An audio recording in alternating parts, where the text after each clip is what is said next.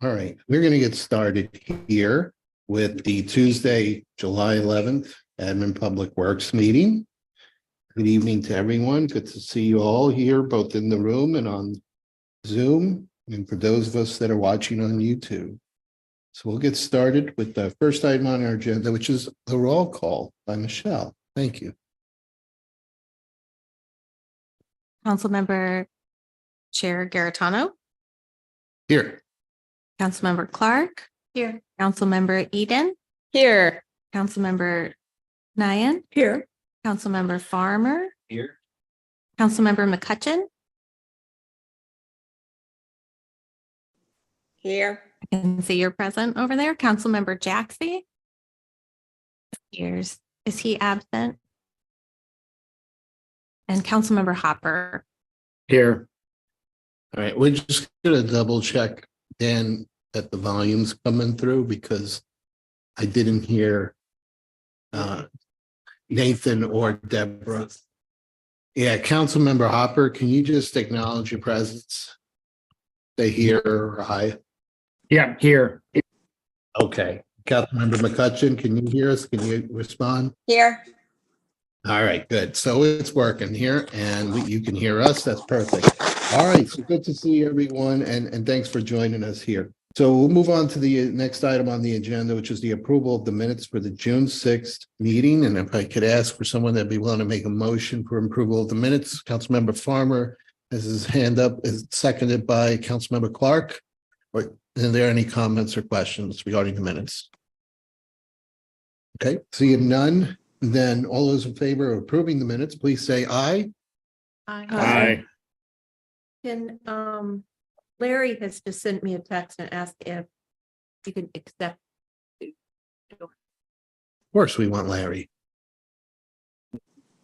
Does he have to be promoted or is it because? See, John Young is show. There he is. Okay, so Larry is on the screen and great to have you there. So Chair Garitano, I'd like to abstain from the vote. you're abstaining? So one abstention noted, the minutes are approved. Okay, moving on next, we have public participation. And- So, I'm an abstention as well. okay, so before we move on, then we're going to just note for the record, we have two abstentions, Councilmember McCutcheon and Councilmember Edens. Then we'll proceed to the item 3 on the agenda, which is the public participation. We do not have anyone present here in the room. So Dan, anyone on Zoom? There is no one on Zoom, so therefore do not have any members of the public that wish to speak. So we'll move on. The next item of the agenda, which is administration. We'll go into for information with the first item being the update on the elevator repair.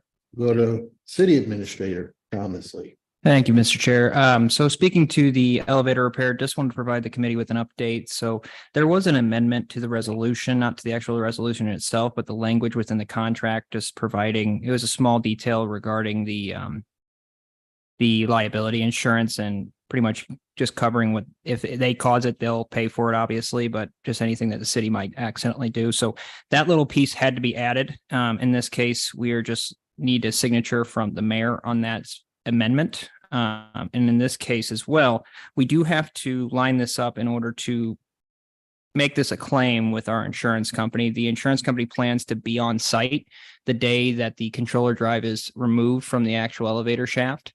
In that case, they are going to run their own diagnostic testing from a company called TechLoss to determine if an Amrid power outage was actually the cause of the actual damage that was there. So from there, that should be occurring within the next week or so, but we should have an operational elevator, whether the insurance company repairs it or not, sometime by the end of the month. I am available for any questions. Thanks, Mr. Chair. Okay. We have one question by Councilmember Edens. If it was related to an Ameren outage, my lack of electrical knowledge would tell me it's probably surge related. Is there some sort of upgrade that we could do to prevent it from happening again? Because there would still likely be future power outages. Yes. In this case, there are some electrical upgrades that could be done, but we'd have to look into that further. I haven't personally had an electrician come out and look at the elevator shaft that was caused by. The only the proof that we do have on file is that TK Elevator are maintenance contractor that handles our elevator for simple things like lubricating it and whatnot. They did note that the controller drive looked like it had been damaged due to some kind of power surge. It was back in, it was quite a while now. It was the end of February when we had those 2 power outages when Ameren was working over there off near the Schnooks on Manchester. I could definitely look into that and then report back to the committee, but I do think that with how the elevator is placed in that shaft, there are some concerns because it's not properly insulated. So there are some other concerns that might go into that, what we might need to investigate fully. All right, I do have a question, because it says here that the insurance company will have someone present to be there for when the controller drive is removed. And they'll be able to determine if that was related to the power outage, which is the claim that we are making. So have you gotten any more information on what if scenarios, like, well, what if they look at it and say, oh, it's not power related? Does that mean we have to pay TK Elevator for the trip? And we're going to have to make a decision then obviously to cover the cost if they say that it's not insurance covered claim. So what information do you have on that? Yes. Scenario? In this case, and this is from, the tech loss, the company that they hired to, make the call, if you will. They have actually stated a couple of times that it is very difficult to determine, if it was a power outage or any other item, but they do just want to be there. That being said, if they come out and they look at it and they do say, hey, this was not caused by a power outage, they can definitively say that. Then we can readjust at that time. But in all honesty, the power outage occurred and the elevator stopped working at that very moment. I know that's coincidental, but I do believe in our building superintendent, along with the TK Elevator, have all claimed that it was definitely due to that power outage. So I am thinking that they will come to the same conclusion that TK Elevator has, and we'll be sure to report if anything else comes up. Right. And then maybe an additional follow-up question. I'll try to keep it as closely related to the topic. I think it is, because we're talking about the situation where we feel it was related to the power outage. If I recall correctly, we do have a backup generator here in this building. And I'm just curious if that's periodically tested. I know sometimes generators do an automatic monthly test to make sure that they're running, also keeps them functioning. How is that stuff being watched, or is it maybe something you want to put on your radar to keep an eye on? Thank you, Mr. Chair. Yes, we do have our electrician who comes out here regularly for multiple items within the Wildwood Municipal Building, but they do check every aspect of the electrical system once a year to make sure everything's proper and is up to code as well. All right. Any other questions or comments? This is just for information items, so we'll proceed forward. So the next item under for information is number 2, the Investment Management Services RFP update. And I'll hand it back to City Administrator. Thank you, Mr. Chair. Back in early June, on June 14th, sorry for the repeated repetitiveness there. The city actually went out upon the direction of the Administration and Public Works Committee to receive proposals for investment management services for the city of Wildwood. We gave these vendors until June 29th in order to respond to the RFP. In this case, we did receive 5 proposals that we are currently reviewing at this time. Those were received by Acropolis, Commerce Bank, Central Trust, Columbia Capital Management, and Maloney Securities Asset Management. In this case, you can find the RFPs. They are a pretty large file, so they can be found at the Dropbox located below in the link attached. The internal team right now is currently putting together a score sheet so we can assign quantitative points to each individual aspect of the RFP, and the team anticipates being able to present confirmable action by the August admin PW committee meeting. I'm available now for any questions. Thank you. Take any questions now at this time. Does anyone have any? Joe. And Councilmember Edens has your hand up. Please go ahead. Yep, I have a lot of questions, and I'm sure this is already going in the chart, and I did review these, but would this is not in my comfortable wheelhouse. So what would help me on this chart or score sheet is, a checkbox that says if or all of them are registered municipal advisors, whether we would be paired with a fiduciary versus just a broker. Restate the fee schedule, please, for me. One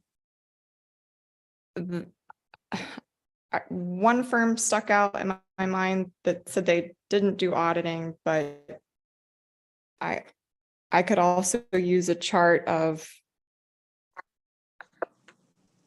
I know it seemed like only one firm recommended changing our investment policy. The rest proposed working within that policy. That would be helpful in a synopsis again. And I'd like to ask, Council Member Brost for kind of his opinion and an overview on some of his thoughts with whatever he's comfortable kind of sharing at this time. And one of the questions I had was on the advice for agency securities versus treasury notes. And if you could help explain that to me, that would be great. If I have permission to ask Councilmember Gross from the chair. Yeah, that's fine. If you want to go ahead. I'm sorry to interrupt. Or but, Councilmember Clark. Just got a text from Jaxie and he's asking. All right, we will check on that and add Councilmember Rob Jaxie to the Zoom session. So as he joins here, Councilmember Gross, there was a question that was directed at you. If you would like to respond to that. Sure. Can everyone hear me okay? Yeah, we Yeah. can hear you. Okay, good. I think the scorecard is good. It's quantitative, but what I think is really critical here is qualitative. I looked through the RFPs. I need to study them a lot more, but we got to make sure we have a qualitative nature here because we're hiring a professional, and just because I don't want to. I'm familiar in this field. People have more experience and people have less experience. And people have certain investment philosophies. They have certain investment styles. And we need to make sure that we are more than one dimensional in our review. I know over the past months, I've had numerous discussions with the past city administrator, with the current city administrator, with Dawn, with Larry McGowan. And one conclusion that I'm very confident in is that we do not have the expertise in-house, which is not a negative. It's just a fact. It's, that's why we're doing this. So, we need to be careful on our approach. Scorecard to me is a valuable thing, but it's got to be quantitative. I recommended Acropolis. I've got a long relationship. Actually, I was thinking about it. It goes back to 1986. When I was a CFO in a financial institution, I started trading with one of the principals. It's the president of Acropolis today. Personally, for the past 20 years, Acropolis has managed my money.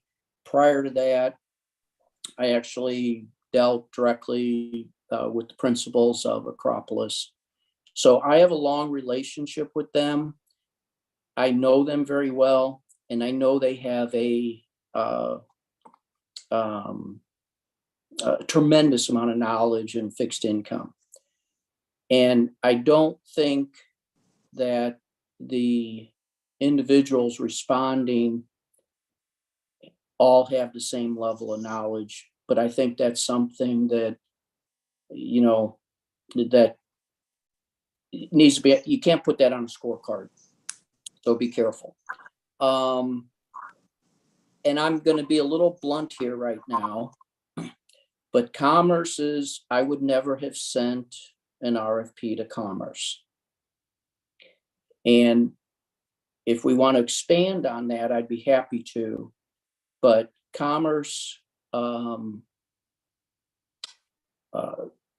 Commerce is a great organization, but if we go back and review their performance on the trades that have been executed this year, it is a very definite no. They should not be associated with the city of Wildwood anymore. And I can go in much more detail on that. I had someone research all those trades, and I was very disappointed with the results. So I would say, from a standpoint of these RFPs, someone local is important, and Commerce should not be considered.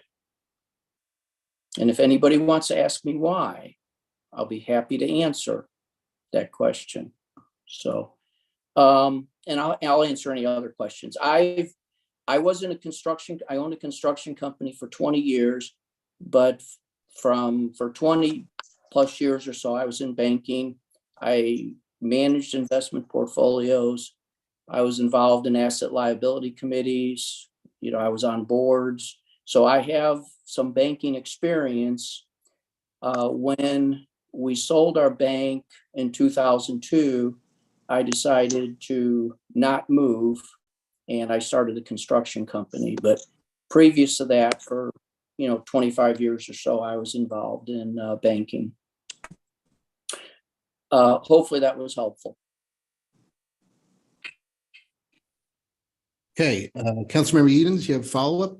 Yeah, I do. I just wondered, when I looked at the list of who we sent the RFP to, was it also open in any other area? Like, it was advertised as an open bid, or we just selected firms? Can somebody clarify that for me? Yeah, committee was asked for any recommendations or suggestions to be added to the list. And then I'll defer to the city administrator if there were any other means that were used by the city. Thank you, Mr. Chair. In this case, the recommendation was critical here. Dawn did thorough research on this, our finance officer, on who would be able to provide these services. And unfortunately, we got a lot of responses stating that we just don't specialize with dealing with municipal funds or government funds in general and investing said funds. So that being said, we did turn to the committee and also pretty much the city council for recommendations, and also the state treasurer's office. And that's where we were able to get the individuals that did end up providing a proposal. Also, the one piece there of why it wasn't published and why it was able to not be published within the city code, it states under professional services that are licensed, there is no need to actually publish it in the newspaper. So just to clarify the question. Okay. So one of the reasons I asked about how we selected is because on the list of clients that these banks or organizations provided, I didn't see a lot of larger St. Louis County cities as clients. Like, I was just wondering, where does Chesterfield keep their money? Where does, City of Clayton keep their money? And wondered if we maybe missed an organization that way. I'm not sure if, Fidelity or another organization like that would have worked out, but there has to be some additional area providers. And one thing, can you clarify for me? So I understand, Commerce Bank is our current approved financial broker dealer and current bank as listed on page 1 of the memo, but under Central Bank, we also have current approved financial broker dealer. That is just meaning that they are a current approved financial broker. Right now we keep all our money with Commerce Bank, but the truth of it is, with these managed services, no other city, at least in the St. Louis area, where our neighboring cities that we reached out to, none of them go about their investments like this. They usually handle them in-house, or they use the system like we did with Commerce, where we would just go to them and say, this is what we have to invest. What are the best rates out there? Okay. So they're just, in this case, that probably the reason why they're not on there is, well, there's probably a few out there that could be still, reached out to if we would like to extend it. But There just aren't many cities that are currently using financial management services for an actual management fee. Okay. Good to know. Thank you. You're welcome. All right, any other questions or comments? Councilmember Clark. A question directed to City Administrator Lee. Why Larry has this expertise, and why wasn't he involved in this process of getting this together? And was he contacted before we started with this to get some information from him? To get the actual RFP out there, or was it To start this score, everything that's in getting set up? at this time, that's why we were bringing it to committee, were to show what we had right now, but we were planning on reaching out to Councilmember Brost about the scorecard. But it was, at this time, we hadn't actually, it's why it's under for information, just because we received just the last submission last week. So we are waiting until the August meeting to have full information.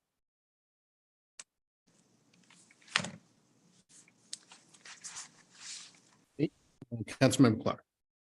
So now what do we do? Is there, if it looks like that the three people that are going to work on this are three that might not have the expertise that is needed, the level of expertise in this specific area. Is there something we're going to do in addition? We're going to look outside for somebody to help us? What's the plan? Yes, we did reach out to multiple independent firms or auditors, if you will, to see if they could do an independent review. We have not had any success with that methodology, but we will be providing the scorecard from us. But obviously, at the end of the day, it's always in the committee's hands.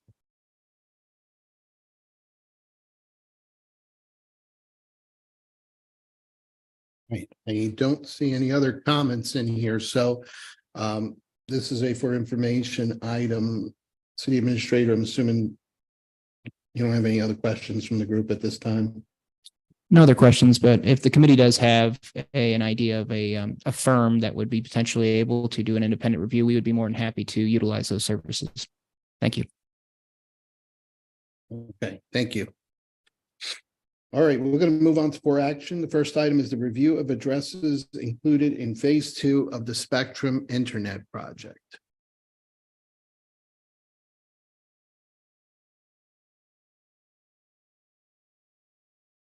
Like there'll be something displayed on the screen here.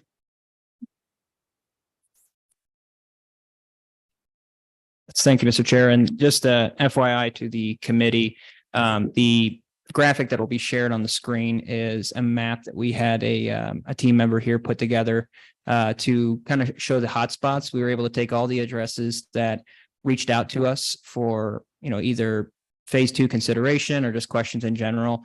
And we're able to map them out to kind of create a hotspot list. That being said, over the last year and a half or so, the city has been receiving inquiries from both residents and individuals that were wanting to be potentially included in the project. And this map here outlines where those inquiries are coming from. And you can tell that on the left-hand side, they're a little bit more spread out. And that's mostly because those are usually construction questions. But when you get to the right side or the east side of 109, you'll start to notice a couple different areas that have a pretty large mass accumulating near them. Those areas were definitely not covered by phase 1 of the project. And it does help kind of illustrate a picture, because when you look at those addresses included in the document provided, it doesn't really paint that picture. It just is a list of addresses, but this kind of gives a more visual representation of where we really are underserved and unserved in this in our city. And this is where our residents are asking the most. I am available now for any questions. Thank you. I check. Do we have any questions here in the room? Councilmember Edens. Thanks for making this a map. This is, I think, the first time residents in my ward will feel seen, essentially. So I will email this to the contacts that I have in 2 of those Orville subdivisions. Thanks. Are you seeking approval tonight? Yes, Mr. Chair. Tonight, we're seeking approval so we can submit the address list over to Spectrum, and they will come back to us with a proposal that'll show what it would cost to fulfill the second phase of the project. Did want to note here in the report that currently we are in phase one dedicated to paying Spectrum for completion, $6.75 million. That will leave about $468,000 left in the ARPA funding that we have. President Biden and the federal government did just announce additional funding for broadband infrastructure, with Missouri being a pretty large recipient. That being said, the applications for that, from the conversations I've had with Spectrum and also our legislative consultant, have stated that that application most likely will not be open until January. So just wanted to kind of give everyone a heads up on where the process is at there, but we will be seeking additional funding through that program. Thank you. All right. Maybe what I could ask is, because this map was not attached to the agenda and it's a good map, I am assuming that the PDF address list is what's on this, but maybe you could show or zoom in, even if you do like the top half of the screen right now and then do the bottom half, just to see if there's any questions from the room, because you're going to be seeking approval tonight, so it will be more informational when that goes out. If you do send it out, just keep that in mind. So if you want to take a look at that. And hey, Mr. Chair, do you mind? I do apologize for it not being attached to the agenda. It was finished up just earlier today, so I do apologize for that, and I'll be sending out a copy right after the meeting tonight. Okay, but I guess my question is that I'm a bit surprised, like where I see a couple of like sporadic dots on the map. I'm going to assume they represent a single home.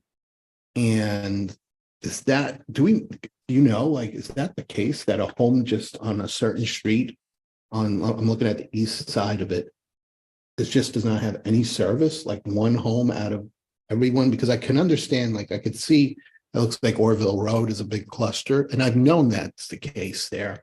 But I noticed, like in Joe Farmer's area, got a couple of spots there that I would have thought all this time there's just dead spot. They just can't get the service. Okay. Yes, and there, it's kind of a two-sided coin at that question, Mr. Chair. In this case, there are on some instances where you just literally find a dead spot in the middle of an area where you would not expect it, and the individual, you talk with them multiple times, and they continue to state that they're having bad service. But there also are other instances. I mean, this is a large broadband infrastructure fiber internet project, which residents look at, and if their internet might not be as fast as they want it to be, it could be an opportunity to help get that better internet. So that could be a mixture of the two. But I do think there are definitely some scenarios out there where the address is just they have random dead spots. Yeah, and if you could do maybe the bottom half, if there aren't anyone has any questions at this time. And Larry, you've got your hand up. Is that related to the top half? You want us to keep that up there for now before we move to the bottom half? Well, it's not necessarily the top half. I just want to understand something. And Thomas, this is great, but is there a list of addresses that, like if I had that for Ward 1, and I'll try to beat Teresa in doing the work, but she's pretty quick. But I would like to see the list of ones that are on phase 2 and try to go back to notes to see that verify that everybody's covered. Just try to do, like an analytical review of it, but then a detailed review, because, we don't want to be working on this 2 years from now. So did you say there's an actual address list, but it wasn't? There is. Yeah, Dan, if you don't mind, in the agenda, there's that second attachment in there. If you want to pull it up on the screen for this topic, if it's easy for you to pull it up, while you do that, Larry, I think that'll be helpful just to demonstrate that, because I know that the formation of this list has been going on for several months, And my hope is that we've got everything, because if I understand this correctly, once we approve this tonight, you're turning around and sending this to Spectrum whenever it is tomorrow, whenever, and they're going to start quoting what that price is. So Dan will pull up the list just so everyone sees it, because it is not, I don't think we have a printed form here, but it's on the attachment. And then Teresa, you've got your hand up. Oh, is it there? Is it on the? Okay, I probably just didn't see that print out. So Dan will just pull it up to demonstrate for those online, and you can see it. But Councilmember Clark, you have your hand up. Yes, I looked over this list and I tried to identify which ones are which ones would have been in phase one. Because there's a number of, and you can look at the map especially and see that there's already, when we discussed this with Spectrum in a meeting in the room right over here, they indicated that all of those donut holes that we were calling donut holes weren't covered on their map and their address list would be covered because they're in that area. But now I'm looking here and there's areas that are on this list also, are on this list now and should have been covered in phase one. And now we're going to go to bid with adding these homes that should have already been in phase one and covered under the 6.75 million. I would say those homes should be covered in the initial phase. Thank you, Councilmember Clark. I would agree with you there, but at this time, what I was working off of was the list of the master list that was put together. And that's a list of about 2025, 2050 homes. And if they were not on that list, then they were not included in the contract. I was not part of those initial negotiations, but from a leverage standpoint, when I refer back to the contract and can keep them, feet to the fire, unfortunately, if they're not on that master list, they're technically not part of the contract in general. Mhm. If I could- Can I jump in here? Councilmember Clark's going to follow up, and then Larry, I'll let you jump in. Okay. So what we were told in a meeting with Spectrum, that doesn't hold. I mean, we were told that those areas would be covered. There are some of these addresses here, not on this actual map, but there are some addresses that are within what we call these donut holes. But in this case, if they're on this list, on this map, if you will, these individuals, and there could be an instance or one or two that might be an outlier that was accidentally missed, but for the majority of it, these were not covered by phase one. Unfortunately, the contract that we had executed did not have these addresses included within the phase one of the project build out. Larry, do you want to jump in now? I'm assuming it's following up on the same. Yeah, I know in some, a meeting or two with Spectrum, they made a very logical statement that we all agreed with, that, if they're going right by a home, they're going to include that home. And there's a lot of homes. Like, I hate to say this, I think we need to spend some time on this list. And there's two homes on here that I would like to suggest that don't need to be there. One of them's my house and the other one's my neighbor's house. Both of which we have boxes in front of our house and we're ready to get hooked up. So we need to, I would like to, I know Lauren would appreciate this and I know Teresa would, but I think we need to take this list, which I'm assuming it can get into Excel or something like that, and put a ward number on it and then send it out to the council to review their ward. If they choose to, great. If they don't, that's fine. But in my case, I want to review this list. I may even drive around because, I mean, like, and I know there was discussions early on that part of my subdivision is in Franklin County.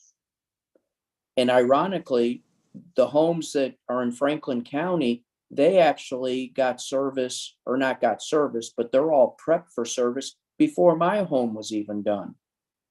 And we're not paying for that, and we don't want to pay for that, but we certainly don't want, like 1211 Wooded Fork is my address. 1219 Wooded Fork is on there. We're all set to go. I mean, so we need to review this list, and I mean, literally, it might be down to a point where, and Teresa, I know you wouldn't mind doing it. We might drive every street in our subdivision, or in our ward, and just look at where these boxes are, because we don't even know that Spectrum even managed their subcontractors where they're going down streets because there was a street. But we need to work on this list. You know, let's spend some time on it.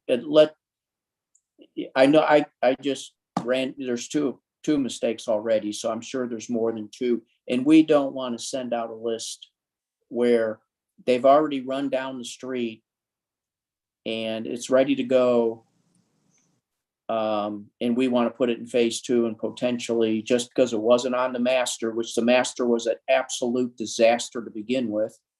So let's spend some time on this. And I would, and Lauren, I think, like, you've had a lot of people call you, but if I bet you'd be less than a 8 hours of my time to drive every street and compare it to this. And the only request I would have to do that would be as if it could be sorted by ward. And, you know, we really need to invest some time on this. I mean, I started chuckling when I saw my own address on it. So I like the idea. I guess the question I have, and I'm trying to think of this logistically, because we do want to get it right. And I think some good points have been made that we don't want an address that's already, like in case of Larry, because I feel like we'd end up double paying, right? I mean, if we already paid for it in phase 1, there's no reason for them to quote it for phase 2. And I don't know if you have a phase 1 list that you can cross-reference with this phase 2 list to eliminate any duplicates, but I would say that would be a good step too. yeah, Right, but Joe, you're still saying that the phase 1 is there was never any analysis on that. We never did anything. And when Spectrum is sort of like over off BA, there was homes on, like, there was miscellaneous homes missed. And the thing was, you know, there's Spectrum scratching their head. Well, we're going right down the street. We're gonna be there. So yeah, and a lot of those are included. So I think I mean, there's truly areas that might be missed, but don't rely on the phase 1 list. It is, I mean, the phase 1 list, we never did any analysis of that list. So let's do some analysis on this list now. And then, you know, there's street names here without addresses. So that would be, you know, I'm assuming everybody on the street, like Tuscany Ridge Court, is that 1 home or 5 homes? You know, so there could be something there, but I personally would feel much better for the residents in Ward 1 if I literally drove every street now and verified what is there and what's not there. Because I don't even know if Spectrum knows. But my question is, because I'm trying to think of, and I'll come to you, Councilmember McCutcheon, in a second. But how do you know when you drive around that they have service or not without knocking on their door and getting? No, I'm just saying that Spectrum you're going to see their boxes, you're going to see trenching, you're going to see working that's been done. I mean, and if there's work in the neighborhood, if, for example, let's just say, for example, there wasn't a box in front of my house, But they ran down my street. I think as a city, we would say time out. You went right down the street. Don't tell me you're going to charge more because it wasn't on phase one. You went right down the street. I think there's some, now if, say, for example, they go to the end of the street and there's a weird one lane road that they missed on everything, maybe there are 3 or 4 homes.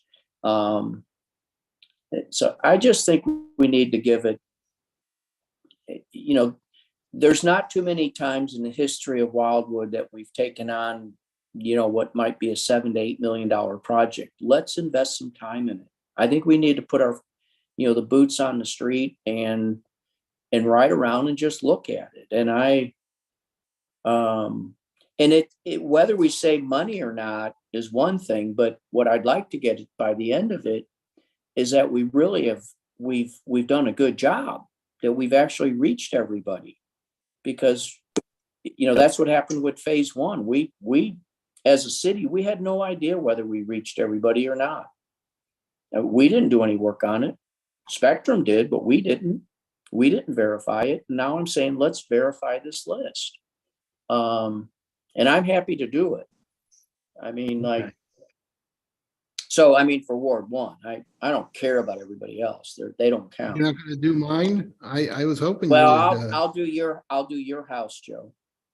Thank you. We'll drive together.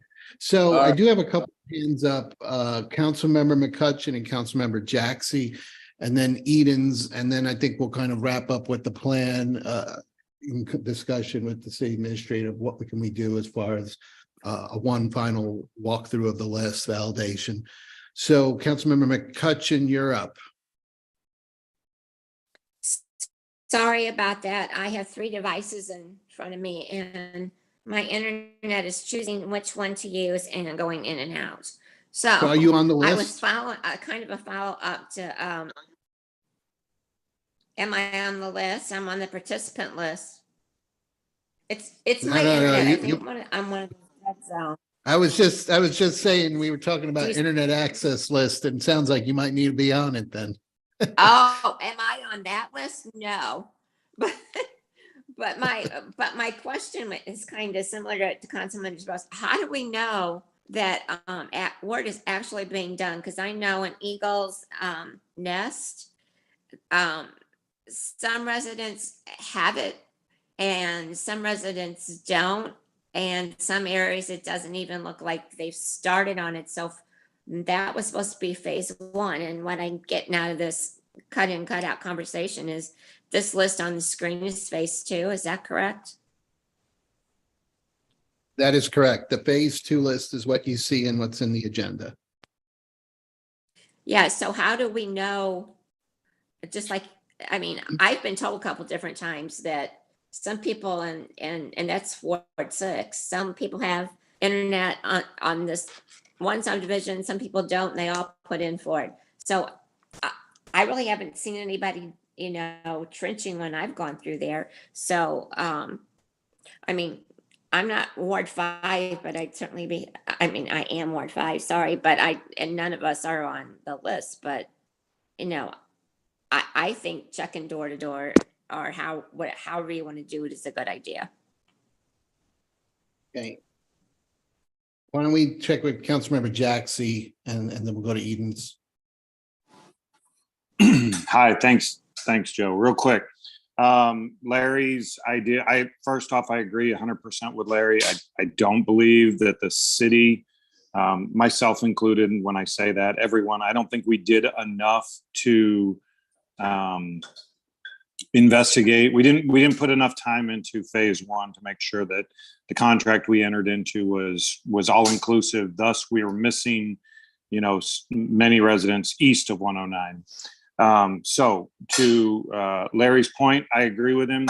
I would absolutely volunteer to go around and do the Ward 6 legwork to see if I can identify how many of those donuts actually have a box in their yard. Like Larry said, we've been dealing with digging and ditch work and all kinds of work out here. And I got the chief complaints now is the yards that have been torn up, but you can't make an omelet without cracking an egg. So that's been my approach with my residents that are complaining about that right now. So I will submit to do the same thing in Ward 6. The one thing I would ask if we do this is that we do it as quickly as possible, because we have these residents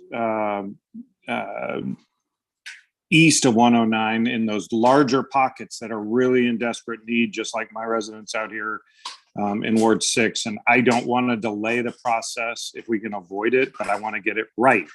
And I know that's been all of ours goal from the day one. So I will do it in the next week or two. If I can get that list, I'll start tomorrow if I need to.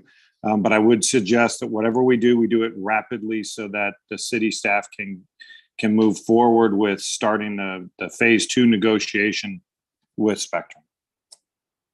Thanks. Councilmember Edens, you're up. Okay, I just wanted to clarify how I think some of my addresses got added from my ward. So, and I briefly mentioned this to Administrator Lee, but this was partially before his time. So I knew from the very beginning a couple of neighborhoods that were left out that had absolutely no internet access. And then I was asked by the former city administrator personally to put a list together of who didn't have internet.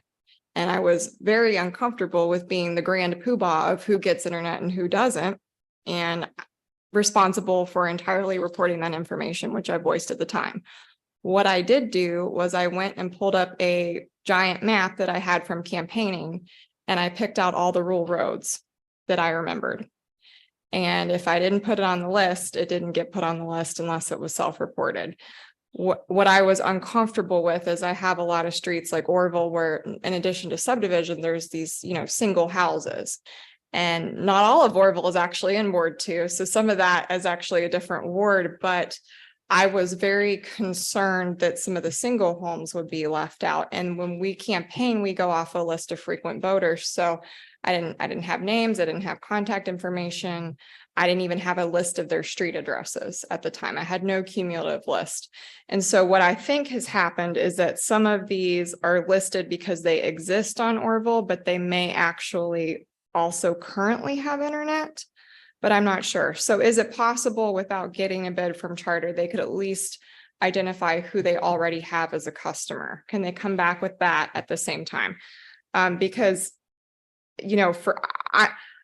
I'm not sure, other than being personally assigned to ring doorbells for hundreds of homes, what more I can really contribute, because that's how part of this list got generated anyway, was me looking at a map. But I don't know that I could get that done that quickly by the time you want that reported back anyway, nor am I the best person for that. All right, I think we're gonna let the city administrator, you probably got a list of things to respond to. And Councilmember Eden makes a good point that I would hope that when they get the list, they're gonna be able to cross-reference it with their list of areas served and make sure that they remove anything that is any home that is already eligible for service or getting service. Because I see 2 addresses that just surprised me right here, stone's throw from here, that should have service from what I see in the community. So I'm curious why that's there. But again, I was not aware that there could be these unique homes. Councilmember Clark, do you want to make a comment? And then I want to let the city administrator address all the points made. Yes, I have a comment on that, and then I have question, but the comment is that if we have a list of all of the addresses in Wildwood, which we were told when we were trying to work on this back in phase 1, that we didn't have that list. But if we have that list and we note on that list all of the ones on phase 1, and then also note all of the ones that we have on phase 2 lists, and then we can also see what we're missing, because those people that called me about, I'm in this donut hole, what about me? I'm not on the list. And was the city administrator said to tell them they will be covered. So those people have been told that if they are in that area of the maps that made up the 16 maps, even if it was a donut hole, they will be covered. And it was only the ones outside of those maps that we were told to say, you're on phase 2, or at the time we were told to say you're in phase 2 or phase 3. And that is my comment about that we need to see the overall view of all of the addresses, and then come down from that in a tier.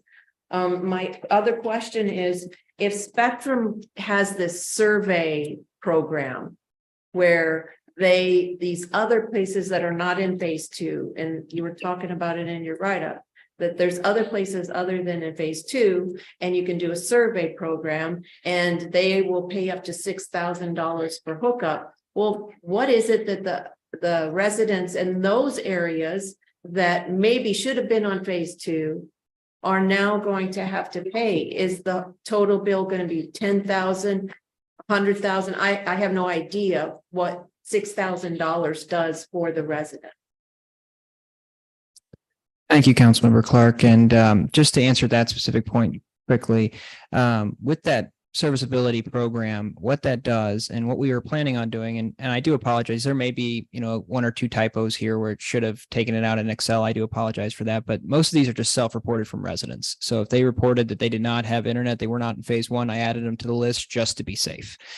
Before we would ever sign a contract, it would be ensured that those, and I did compare it with an Excel, to take those out. So that is a little bit strange, but with the serviceability piece, we had planned to, once we submit these addresses to Spectrum, they were going to come back and say, first of all, they're going to let us know too which ones are closest to the current broadband infrastructure that they put in. And once the closer you are to those main lines that they run, the cheaper it will be for an overall install. So from there, we were going to be able to, and this myself and staff, we're going to look at it and say, okay, well, these are the closest. So let's go ahead and start promoting this and contact them, and also calculate how much it would cost for those individuals to get it installed. Typically, if you're close enough, you can be within that $6,000 range where it would cover the entirety of the installation. But if you are pretty far away, so let's say you're over here in the big, in Councilmember Eden's ward, you're going to have to pay that large price.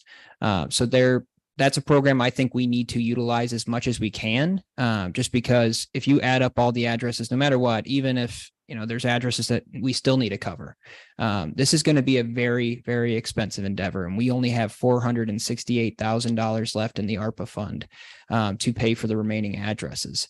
So that's just something to keep in mind as we move forward here, because there's going to be some tough decisions ahead unless we get that additional funding from the new BEAD program that's out.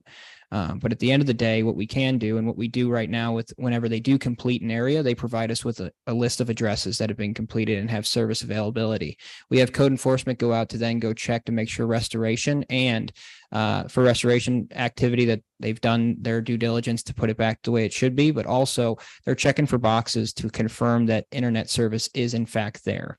What we've been told repeatedly, and what Spectrum 100% is contractually obligated to do, is provide internet to the list of addresses within the master list. That is kind of the guiding principle here. And unfortunately, if you're not on that master list, there still is a chance you might get covered, because Spectrum, if they are running past your house, but you're not on that master list, they will add you. So there has been an addition of, I believe, 50 to 60 addresses that weren't on that list, but those will not be known until the actual installation has occurred. And most of those happened in the Rockwood, Forest Glen area, if I remember correctly. So there's a lot of different pieces here, but I would not mind. And that's why I'm presenting it to you, to the committee tonight, because I want to make sure that this process that we do for phase 2 is done with the thoroughness and the analysis that was needed in phase 1. So we don't have to have a phase 3. So I'm open to all suggestions, and I'm also open to making sure that we do this right this time. Thank you. So I've seen some hands go up. I think Councilmember Farmer, you had something before, and I apologize if I skipped you, but we also have Councilmember Nyan, and we'll go ahead. So Joe, you go first. Yeah, I just think I agree very much with Teresa. I was going to say much the same thing, that, we should have a list of addresses within the city. The fact that we somehow didn't is insane to me, but hopefully we can get one of those put through. But I'm just very quickly, going through this data analysis is something that you can do. So if you make a couple of these things, you can see where these holes are. We can also engage at a very low cost, I'm sure, somebody to literally type in some of these addresses, which I've been doing into Spectrum, to tell you whether they have availability or not. At least 6 of these on here have it. 4 of them are existing customers. So I think we can, I don't have a problem driving around and looking at places, but I think we can do this from a data analysis really fast. And then the big question I do have is, perhaps because it was our own fault, the original list that we provided, I think, was not good. And so by seeing, a map on here where we can say, these are the addresses that exist in the city. These are the ones that were on phase 1. These are the ones that have asked for phase 2. And these are the ones, because I'm looking at these and, we're missing like 5 houses on a street. So if people weren't calling in or whatever, what I don't want to have is we connect an entire road and then we forgot that there was one other house, or some of these have homes that haven't been built yet. So what do we do there? I'm happy to work with the data analysis stuff. If you guys can give me the list, I can run through that very, very fast. Thank you. And with this list, and just another heads up here, I was inherited with a phase 2 list that I kept them all on there because I was very concerned that if I took them off that, we would miss some individuals. So for the safety of keeping them on, I'd rather have someone that was in phase 1 while we're doing this initial review than to have them, gone from it and not included at all. So that was the first piece. So that might make up some of the reasons why some of these have already gotten service. But the second piece is that with Spectrum, so when you see like a little one data point where it's just one address and maybe the other residents on that street didn't provide their information and didn't request it, Spectrum's going to go out there, and when they do the proposal for this, they will provide, if it's, you can practically look at it, if it's a street that's named, they're going to do the entire street. That's what they're going to come back with, unless they've already covered a piece of that street within the initial contract under the master list. So there won't be any, and this is a list for addresses for consideration, but this is really just residents that had reached out to the city for that request. I think there will be, I think there is more thorough evaluation that's needed, but also I do believe once we get a proposal from Spectrum and we can compare that to the master list that they've already provided to do for phase 1, I think that'll give us a better, full, complete picture, but would also be more than happy to share with you that list that we have for phase 1, and we could do some data analysis together. Thank you. Councilmember 9. I was just making an observation, just sitting here looking at this. I've come up with about 25, just glancing at that are on here twice. Just so I don't, and it's just because maybe the drive was left off, or they're all caps, they're all small, just so we don't get charged twice for any of them, but that would take quite a chunk off the list if you're taking off 25 right off. And I think so, hearing the feedback here and looking at some of these addresses with Joe's observation, I pulled up some addresses, and it looks like too that we may have gotten some people who just, for whatever reason, are not getting a fast service today. And sometimes that's a service call, so I do wonder how much we really should be doing, because we are paying Spectrum $6.75 million. And, we're city council members here that are legislating. How much should we really be taking on? I mean, we should be holding Spectrum accountable to do the work, especially for what they're getting paid. And I would hope and imagine that they would be doing this analysis. We should be providing them the list. They should be going there and going through it and doing it. I think it's great that folks want to get out and drive around, and if that's what you want to do, I think that's good. But that's. And thank you, Mr. Chair. And they will be doing that. And I do apologize. I will clean up this list and send a revised copy. I don't know why that there's duplicates on there, but in this case, what I really wanted to kind of focus on here, just with this map, and they will do a complete analysis, and what I've held their feet to the fire for, and what they are contractually obligated to do, is to provide access to that list for the master list, the phase 1 list. they have to provide internet access to every single one of those residents unless that resident provides in writing stating that they do not want service. So that's what we're technically paying for. It's a breakout of the 6.75 for the 2025 homes, give or take about 60 based off the homes that they pass just naturally, and they give them to them as kind of a freebie. In this case, what I wanted to really point out was the kind of the conglomerations you see on this map. That's really what we're kind of being able to see. Instead of just one-offs, you're seeing more, pockets that seem like they just have absolutely no coverage. And in that case, these are areas, this is where we should be looking. And when we're trying to prioritize for a phase 2, we'll obviously never pay a dime for a double address or something like that. And that list will be cleaned up. But if there is an area that has multiple streets, multiple residents stating that they're underserved, then that's going to be a big priority for us, just so we can rank those priorities, since the funding is limited at this time. Right, there are two hands up online. I'm gonna let Councilmember Hopper go first and then Councilmember Gross. I don't know which order you guys came in, but I figured let Hopper go since he hasn't had a chance to speak yet. Larry's handled it by good margins, by all means. Take over the whole world.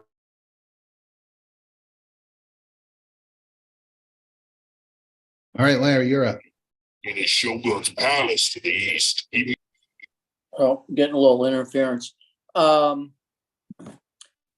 Joe, I think you're a really smart guy and much smarter than I am. And your data analysis would be wonderful, because I am boots on the street and I'm going to just go out and touch it and verify it. But you can do it in a more efficient manner. And I think that's a great approach. The other thing, Joe, you mentioned a list to Spectrum.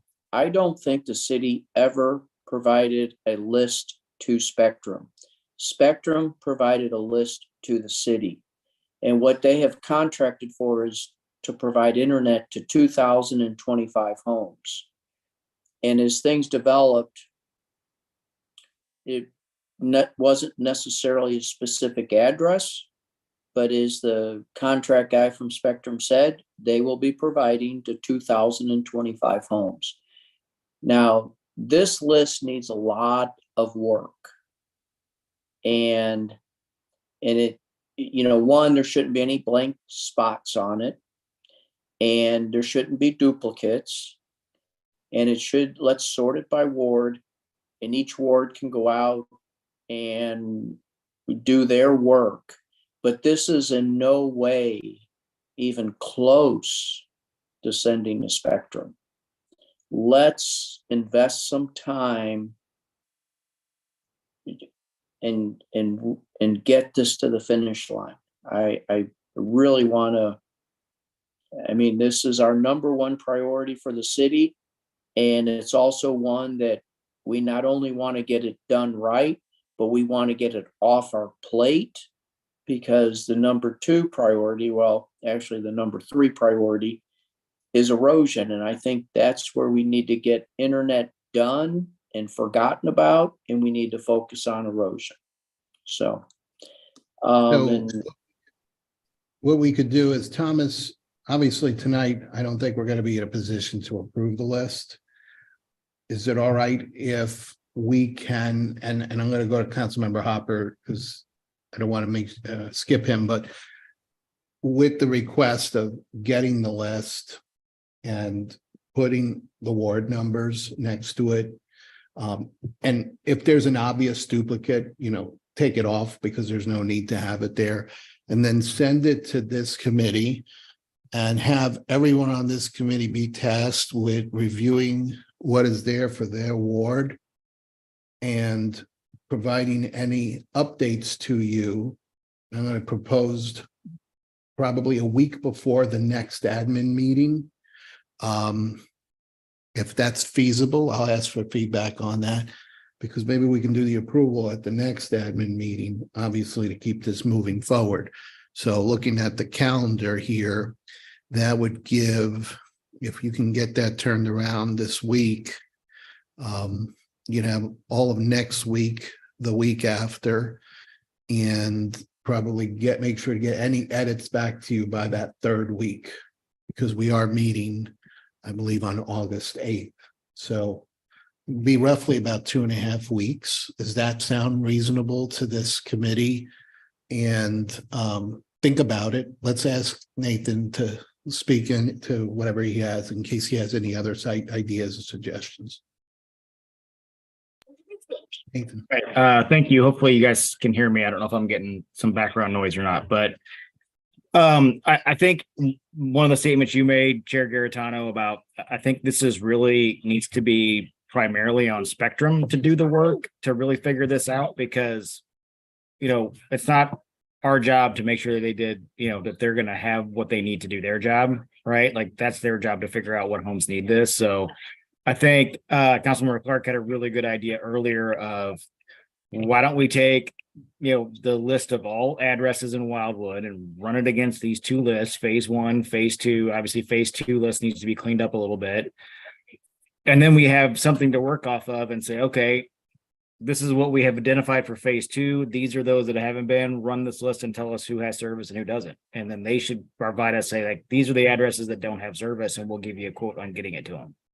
But I think putting the work on to them is, I think, a primary thing. Like I said, we're paying them quite a bit of money to do this. And I just think it's, it's kind of like, in my opinion, you hire a roofer to come fix hail damage, and then they expect you to go up and point out what shingles need to be replaced, right? Like that's not how it works. They go up and figure it out and replace what needs to be done. So I think this definitely needs to take a little more comprehensive approach, and I think we need to push a lot more back on Spectrum to get some of this data figured out. Yeah, and I think, we're trying to be respectful, for who wants to get into that detail, wants to go ahead and do that. We don't want to hold anyone back. But Thomas, you heard this other option of, let me just get a full export of every address that has, I guess, some kind of physical structure, and hopefully there's a way to differentiate that's a home. And would that be a way to basically, through process of elimination, remove all the phase 1 addresses, remove all those people that are already getting the service, which would be a Spectrum thing, and then see what's left? I think the only challenge with that is, what about people who have AT&T? That's what I was, And yeah. there are people, AT&T's been laying fiber optic around here, so they won't be on Spectrum's list, but then Spectrum will turn around and say, oh, here's one I need to give service to, but that person may be already served. So I think that might be a gap if we go down that path. That would be the biggest concern I would have. I am all about, cleaning up this list, comparing it to the phase 1 list, but having it compared to an overall list of addresses within Wildwood, I think there's a lot of addresses that already have access without the internet project. So we just want to make sure that, especially when we're limited on funds right now for this, a portion for this reason, we just want to make sure that we are really giving it to the individuals that really don't have service at this time, and that should have been, in a sense, included in the phase one consideration. But another piece too with Spectrum is just, they do put a lot of it on the city. We've been pretty much serving as a customer service center for the last 1.5 years for this. So just wanted to let you all know that during a phase 2, there would be some definite renegotiation tactics on the way they handle some things. So, Councilmember Clark. Yes, I'm sorry to speak again, but I think we need to make sure that we keep our focus right, that the focus is that the residents get what they need. It's not whether we have to do work or not. It's about, we have told them what we're going to give them, and we need to make sure that that's what we do, whatever it is. We've already seen over this time that we have trusted Spectrum to come through with many things, and we were told, that's their plan and let them execute it, which has not worked out perfectly for us. So when we look at the maps, if you are able to take all the addresses and compare those two maps to it, firstly, phase 1 map has many mistakes in it. So there are houses there. I have numbers on my street that we don't have. So there's things listed that aren't there. And my house wasn't even listed on the street.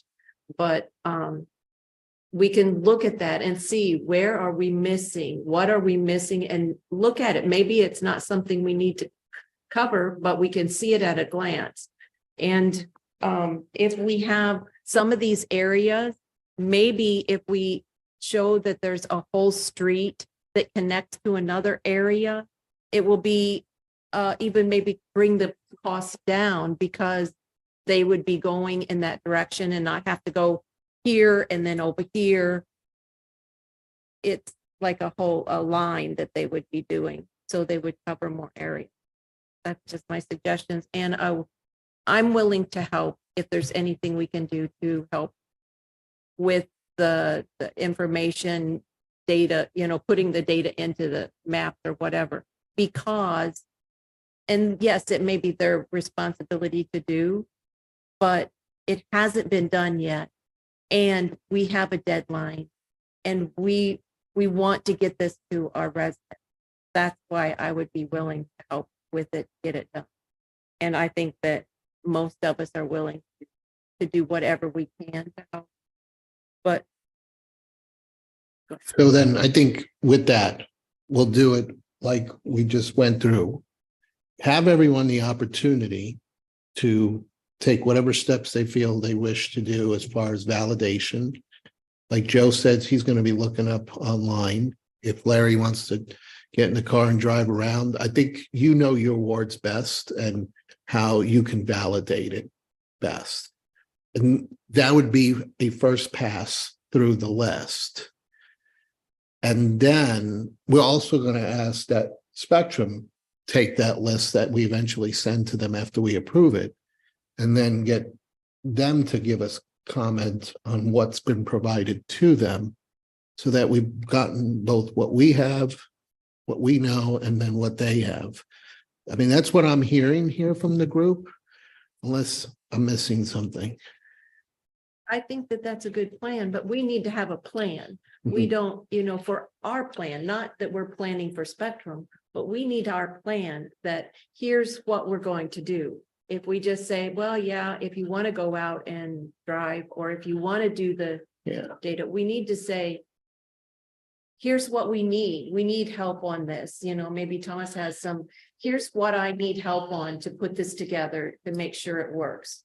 If we have that, then we have specific things that we're doing, and not everybody has to do the same thing, but we need a plan because we've gone through this and not had one.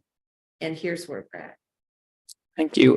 Yes. So what I am proposing here would be to clean up the phase 2 list. I think that's first and foremost.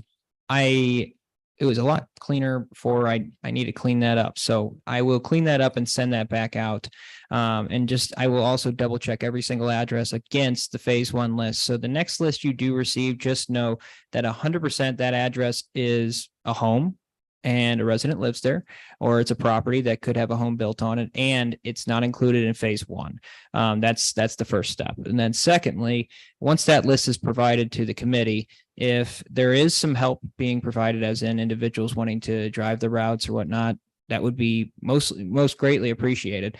That being said too, though, I do want to just note that there are certain areas within the project of phase 1 that haven't gotten the initial construction. So there might be an area or two that you drive through and you're saying, oh, well, where's the pedestal?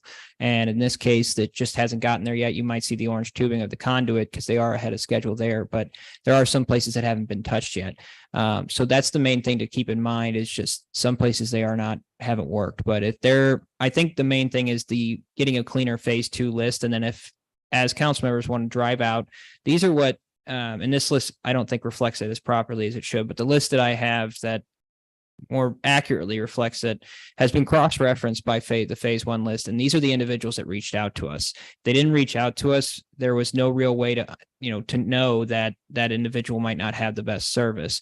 What we might want to do is, if there, and I would have to look into this, but is there a way to identify? I know Spectrum has a way to identify what the current system is. So say there's an address that's in their phase 1 list, they know who their current service provider is, or if they have service at all, and they know what the current speed is. If there's a way we can get that information for every address within the city, we could have a benchmark and say if they're not receiving megabytes per second above X, they're getting it in phase 2.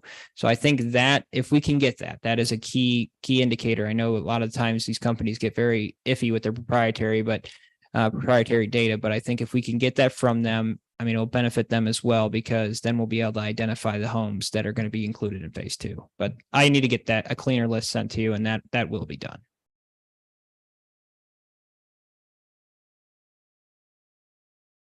So I think that's going to have to be the approach.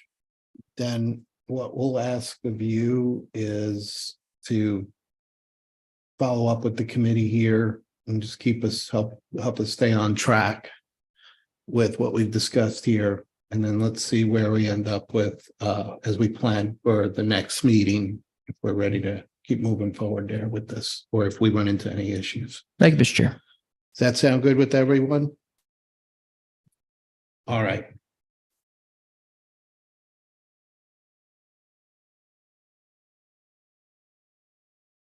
Okay, so we're going to move on to Public Works.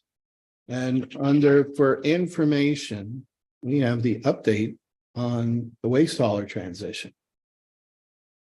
Is that Rick? Is that yours? I think for the next few weeks, that's all Rick and Michelle are going to talk about. Chair Garitano, I'm going to let Tom take a quick breather, but yes, that is probably going to be the truth. The transition has started. I assume some of you have seen some carts show up, maybe, because we are delivering carts. We've got news Monday that Republic, their vendor that is providing carts, had shown up over the weekend. This was earlier than we were told was going to occur, so we weren't quite frankly pleased with that news, but nonetheless, their vendor showed up and is delivering carts for Republic Services as we speak, probably.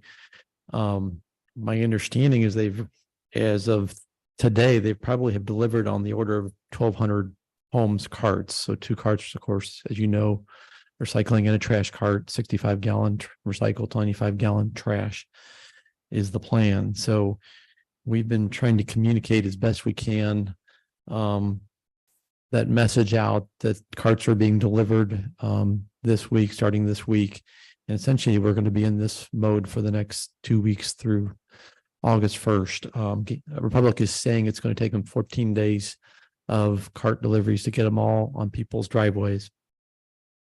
So we are doing our best to communicate that out. I think I sent an email out to y'all last night about that. So I encourage you to spread that word. I'm assuming that's happening. We're trying to get messages on social media. We'll do that again tomorrow. Michelle's been trying to reach out to HOAs. So if you have that capability as well, it certainly, I think it really does help. We have gotten some calls. We've gotten a fair amount of calls, frankly, but overall, I think I'm kind of pleasantly surprised. I think it could be worse, frankly, but we have gotten calls and we're doing our best to handle the calls.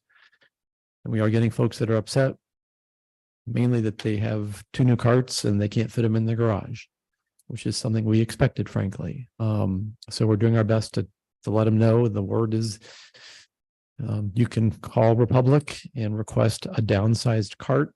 Unfortunately, that's not going to happen right away until they get through the start of service, but that is the plan, is that they can call Republic and request to downsize their size, and that should be the same message with Gateway. Gateway is a little bit behind. Of course, they have less homes, so they are planning to be out. Trying to remember the exact word was next week. They should be starting on Gateway's carts with fewer homes. That won't take them nearly as long to get through that process of delivering the carts. Both haulers have prepared flyers and they are in the mail and should be showing up at residents' homes, essentially, from what I understand today. So we should start hearing word that those flyers are being received, and that should provide them all the basic information that residents need. Of course, we do have some of that information on our website, and we'll keep it updated as that becomes available. I was going to mention too that Susan with Republic Services has committed to be in our office on, I guess a week from Friday, the 21st. She'll be then available the following week as well. So if folks walk in or want to come in and talk to Susan Piazza in person with any concerns, they'll be able to do that at that time. So if you have somebody who's really a bit challenging and you want to direct them that way, for Republic Services, at least, that would be the plan. Don't know if we've gotten that same commitment just yet from Chuck, have we? Yeah, so Not yet, we'll Rick. have to follow up with Gateway on that as well. I think that's mostly what I wanted to mention tonight. I think Thomas has some ideas. The only other thing was was going to mention as far as removal of those existing carts. Again, Waste Connections should be out the last week of their deliveries to pick up their carts. Those would probably mostly be recycled carts. There could be some rental carts too that they would want to pick up. And otherwise, we're telling folks, if you want to get rid of your personal cart or the old Meridian cart that you have, it would be handled with a bulk pickup that would be through your new hauler. Now, on a side note, we have been talking about the possibility of arranging a special collection of those carts. And the company that is picking up Waste Connections carts has expressed an interest in doing that for us, obviously for a fee, or we'd have to figure out how they would be compensated to do that work.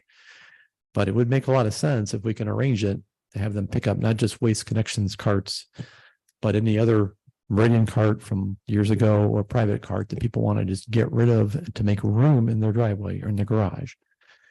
So we don't have that finalized in terms of how that would work exactly and how much that would cost, but I would hope that we would have some details wrapped up by the end of the week in that regard. Now, to do that, we would have to get council approval.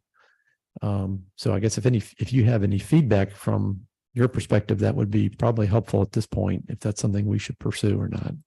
And also just wanted to add the kind of the reasoning behind the issue in general is that Waste Connections is legally required or contractually required to remove their containers that they have provided to residents. But the city of Wildwood, and I just took a random poll of staff here that lives in Wildwood and said, hey, what kind of carts do you have? And most of them, I mean, literally 90% said, hey, I don't even have a Waste Connections card. I use my own, or I use a Meridian card, or I use a dual stream. So there's a multitude of different carts that are not city, not Waste Connection logoed. And Waste Connections has stated that they will not pick up anything other than a Waste Connections bin. So we're just thinking proactively here to see if, we know our residents are not going to want to have additional bins, especially if those bins cannot be used for pickup. So the one item here is that that they will be able to be picked up as a bulk item under Republic Services contract, under their agreement. But Gateway has given us a little pushback there. So we're just trying to have a solution ready if it needed, but definitely looking for input from the committee here tonight. And on top of that, before getting that input, wanted to give an update that we are actually interviewing an individual candidate this week for that resident representative role. And we're hoping to have that person hired by the August 1st date that service will begin. Thank you. Let me make a comment or two, just given my experience with the trash. So a couple of things. Yeah, definitely great to have Susan on site here, and I would definitely expect that we'll have that as well from someone representing Gateway during that transition period, because we will get calls and questions. One thing that I think would be helpful for all the council members, not only those on the committee here, is if the copy of the flyers that are going to be mailed out, even if it's just the one that's generic, not specific to a certain street, a sample, let's say, for both Republic and for Gateway. So you have what the residents are getting. So this way, if you get a question, you can refer to it and look at it, because it is a very helpful flyer. It has all the questions and all. I think the other thing that would be helpful too is the schedule that just shows the streets and the days of collection, because there are going to be changes to the days. And so it'd be good for you to know that starting August 1st, whatever street, if you get a question, because that could be a question that comes in. I think that would be a good piece of information that we've seen. And the other thing is, Thomas, you still thinking about doing a city mailing?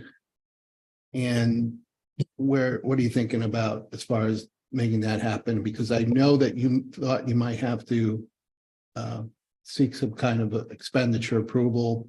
Were you looking into that? It would be to do a citywide mailing, it would come in right under the purchasing power of the city administrator. That being said, we were going to this whole rolling out the carts a little bit early thing kind of threw us for a loop. Rick and I had planned this over the weekend that we were actually going to have staff on the ground at the staging area to put notes in each bin that pretty much says, hey, you know, this is happening and here's your new carts, and contact Republic or Gateway, depending on who it is. And we'll do this with Gateway, but unfortunately they rolled out on Monday when we were expecting them to roll out on Wednesday. So we are definitely looking into having a mailer that'll also have that information stating that you'll have a cart. It'll be a pretty simple little card.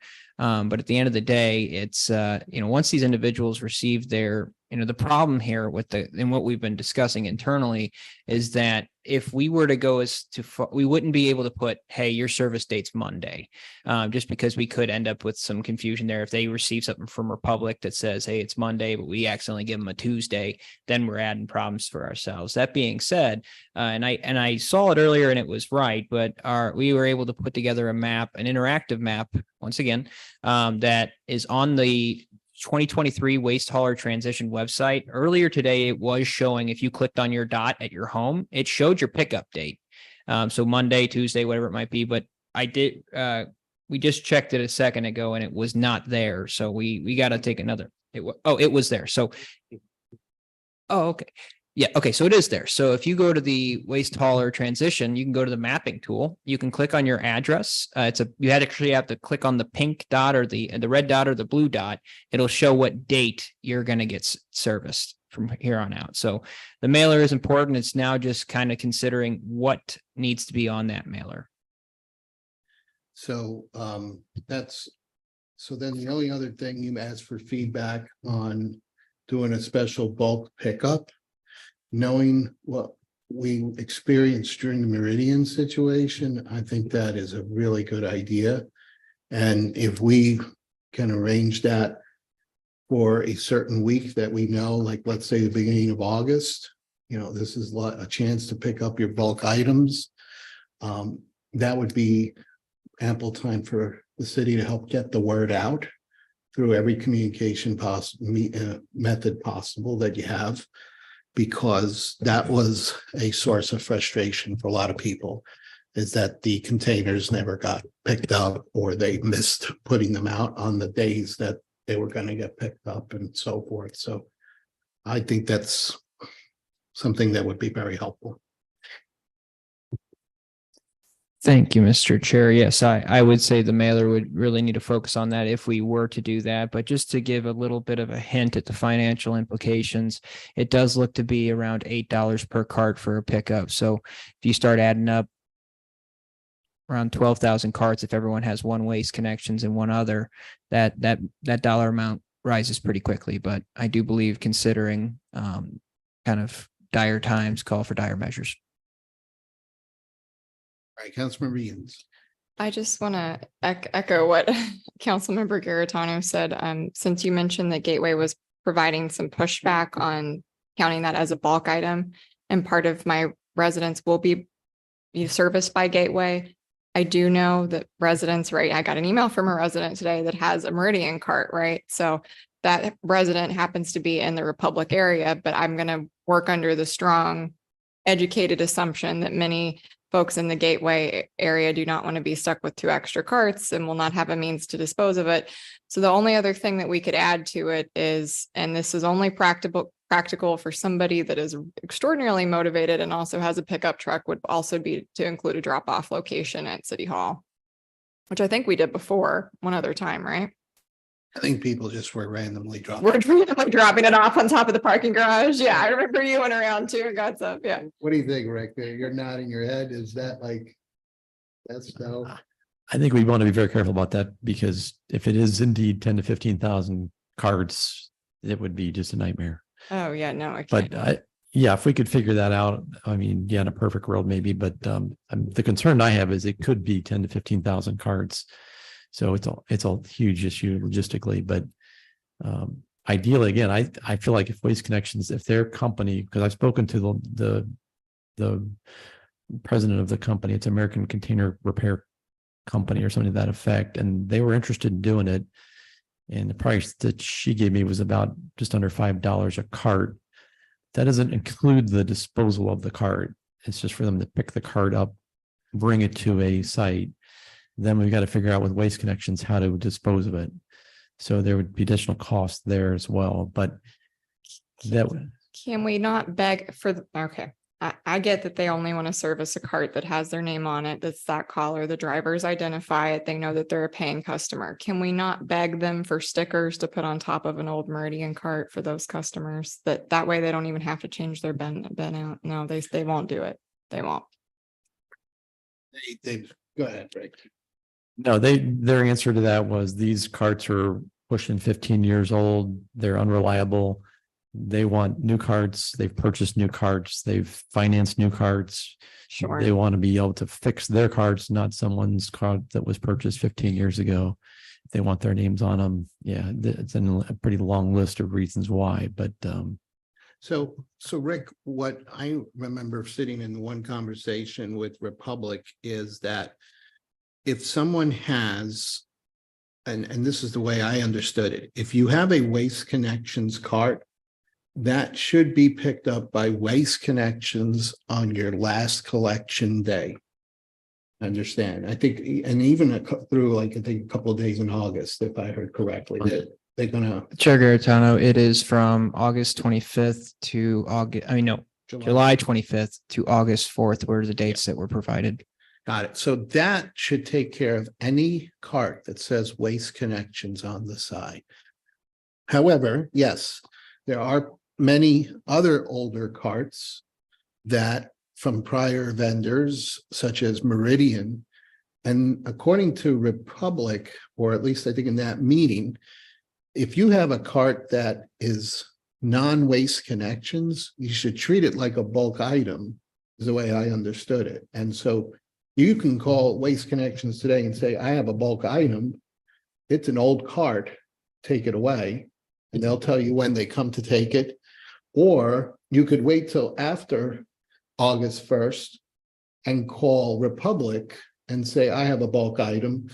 And they will come and pick it up on the bulk item day, which is the last collection day of the month. That is correct. So For Republic. So that covers the 8,500 homes that are right now served by Republic.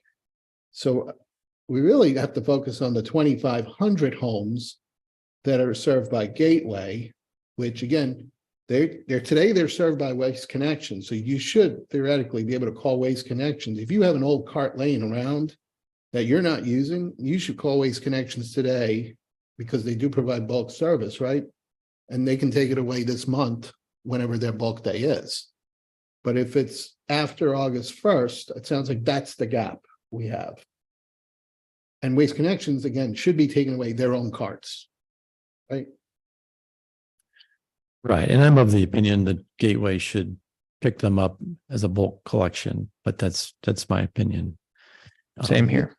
That when they sign that contract, a cart is waste and it's to be removed. And it's a bulk pickup item.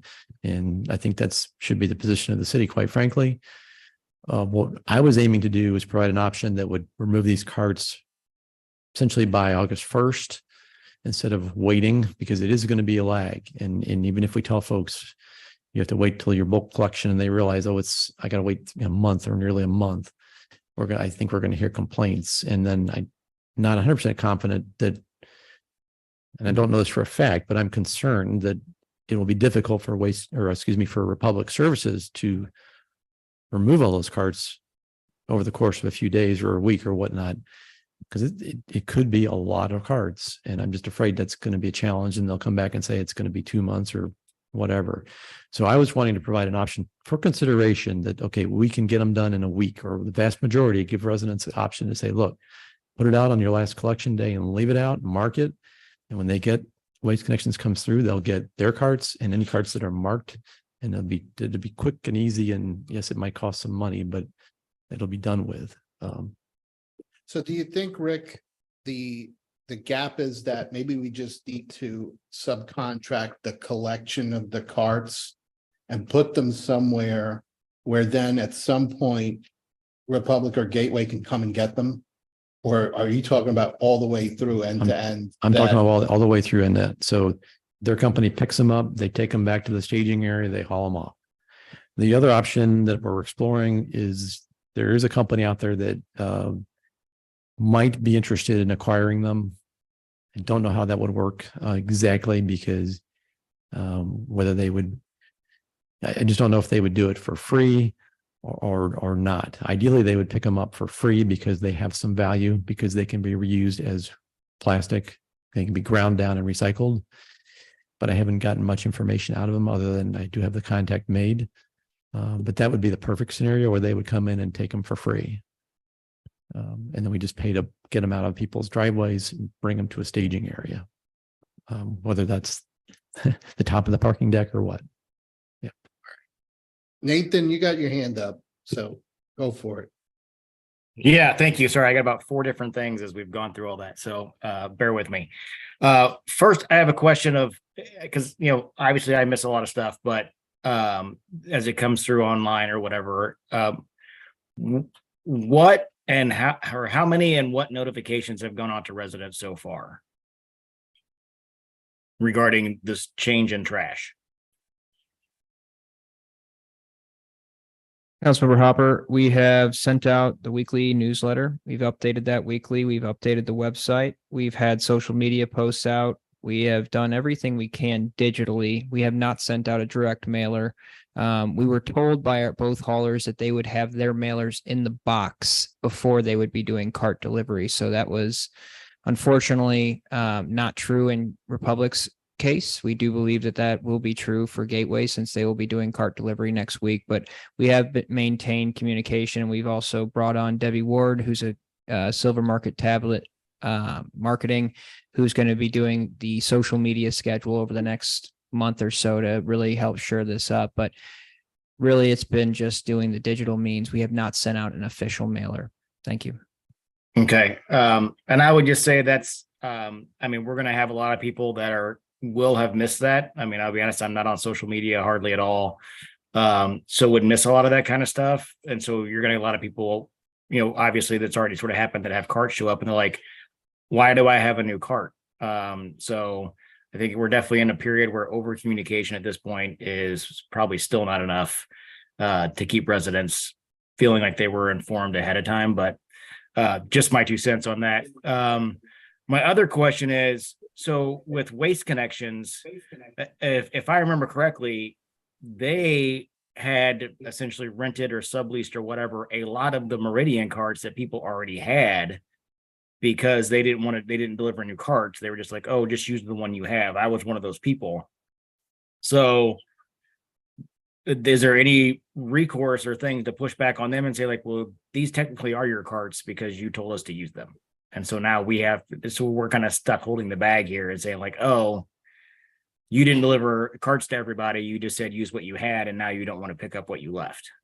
So do we have any recourse or pushback on Waste Connections to be like, these were technically your carts because we've been paying you for this Meridian cart for 2 years or however long it's been?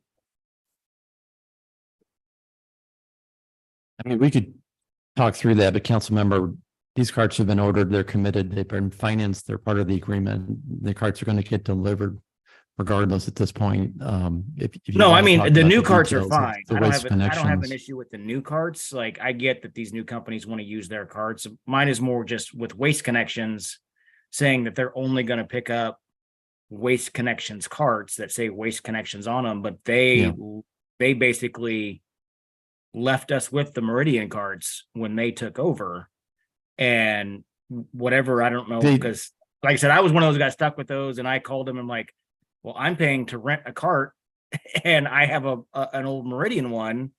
And they were like, well, we're paying to rent those carts or whatever it is. So, they sort of left it. So, I mean, essentially, I guess my thing is there any recourse to push back on Waste Connections? Because it sounds like they're going to leave us sort of holding the bag on all these Meridian carts because they just didn't want to deal with them at the time.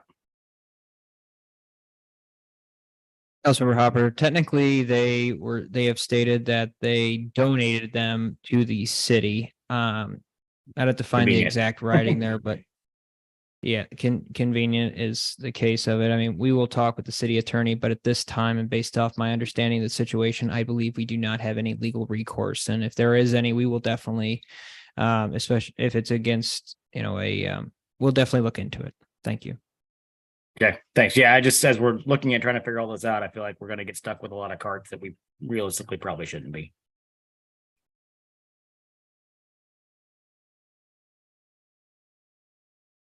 Thank you. Councilmember Reed, Councilmember Clark. Question about looking at this map. Excuse me. Are we sending mailers out to notify these people that are like in Franklin County and on the east side, outside of our border? I say, but do we have those addresses for the people that are outside of Wildwood? Thank you, Councilmember Clark. Yes, we do have those addresses, and those addresses were being serviced by Waste Connections based off our previous contract, and our two new haulers decided to take those on additionally because they to minimize the transition of the individual having to go find their own hauler practically. They do have the addresses.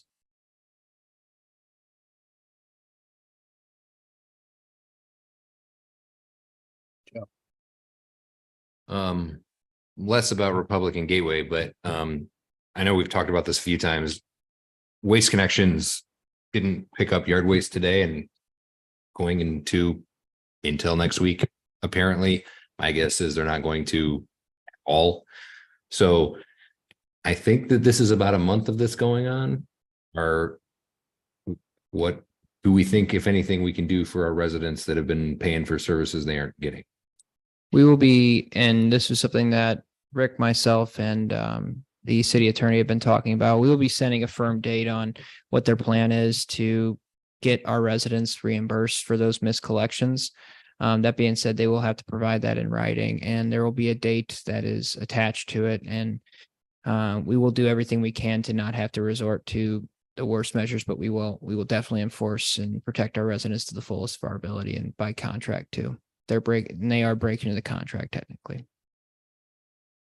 And did you receive a robocall by chance and saying you'll get it the next service date? Yeah, it's a robocall and then a message in the app. I did, however, notice that they've started deleting all the old messages in the app, so you can't see how many times they've sent that message. Thank you, Councilmember. Okay. Any other comments regarding this? The only thing I'll mention is I did check the map. It looks really nice, but might want to double check Gateway because every address that I looked up in Gateway throughout the city shows Sunday pickup. So Yeah, they may have that's pulled it off. intentional. Councilmember, that's correct. It's the way they coded it in the spreadsheet.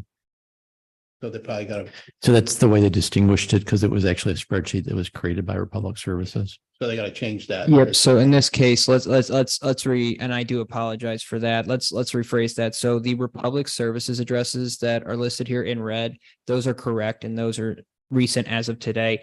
The blue addresses, we use the master list provided by Republic, so those are coded as Sunday because it's separate. So we will get that cleaned up. Get that fixed. Yeah. we wanna Thank make you for sure that it's right. notation. Okay.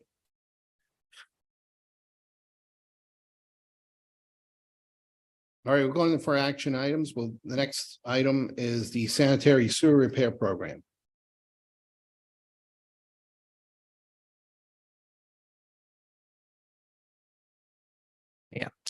Thank you, Chair Garitano. I would ask for our city attorney's advisement on this, but we were looking into this further.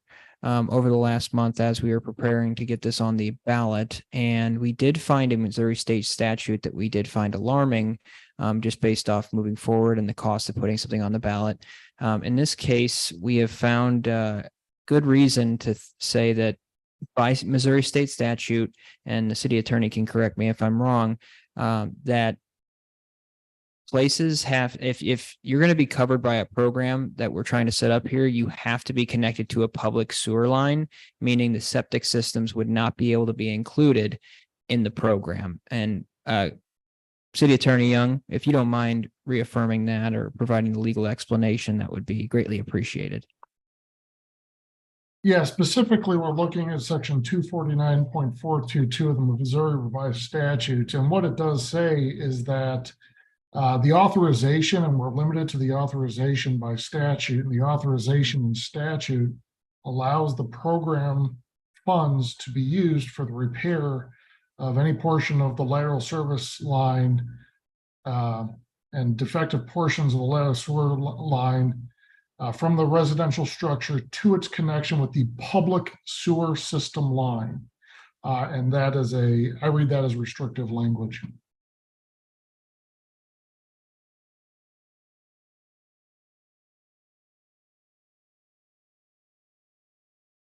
So council members, just to clarify, if you recall, the previous program that we had discussed and that you all had approved included the entire city of Wildwood. So the intent that we had was to provide service under the program to not just those on a public sewer, but again, those that have their private septic systems or might be attached to a private sewer line. So effectively what we're saying is we can't move forward with the program as was previously recommended and approved by you at the last committee meeting. So based on the advice of our city attorney, we need to regroup and reconsider the program. It sounds like our only option would be to scale it back as it was done in 2014, only to include those that are on a public sewer or MSD in this case. Councilmember Edens. I would just encourage us to continue to move forward with those that we can only legally apply it to. I don't want this to be dead on arrival. I think we need to move forward with this for the good of the city and our residents, especially as the infrastructure that we have continues to age and MSD's budget continues to stay the same. Councilmember 9. But then are only the residents that have public service the ones that will be charged? If it goes forward and it would pass, is there a way to delineate? I mean, they would not be charged for a service they could not ever use. That is my understanding. The way the program would work is that only those that are being served by MSD would pay the assessment. The problem I think that occurred before was that the entire city of Wildwood votes on the proposition, even though they may not be included in the program or be required to pay the assessment. Councilmember Edens.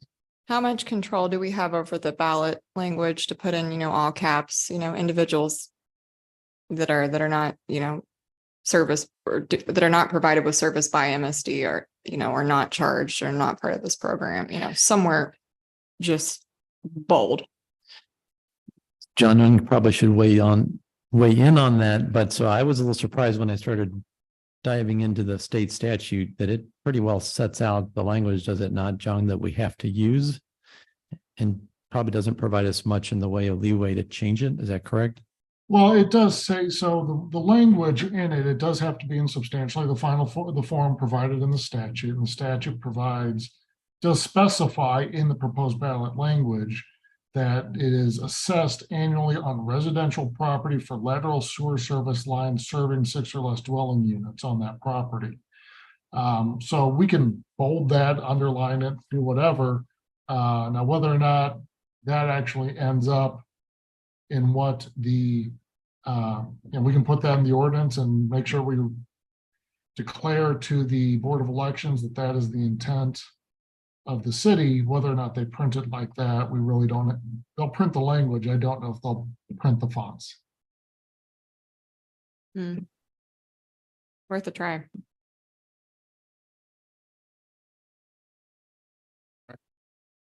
so it sounds like we got to regroup on this one here.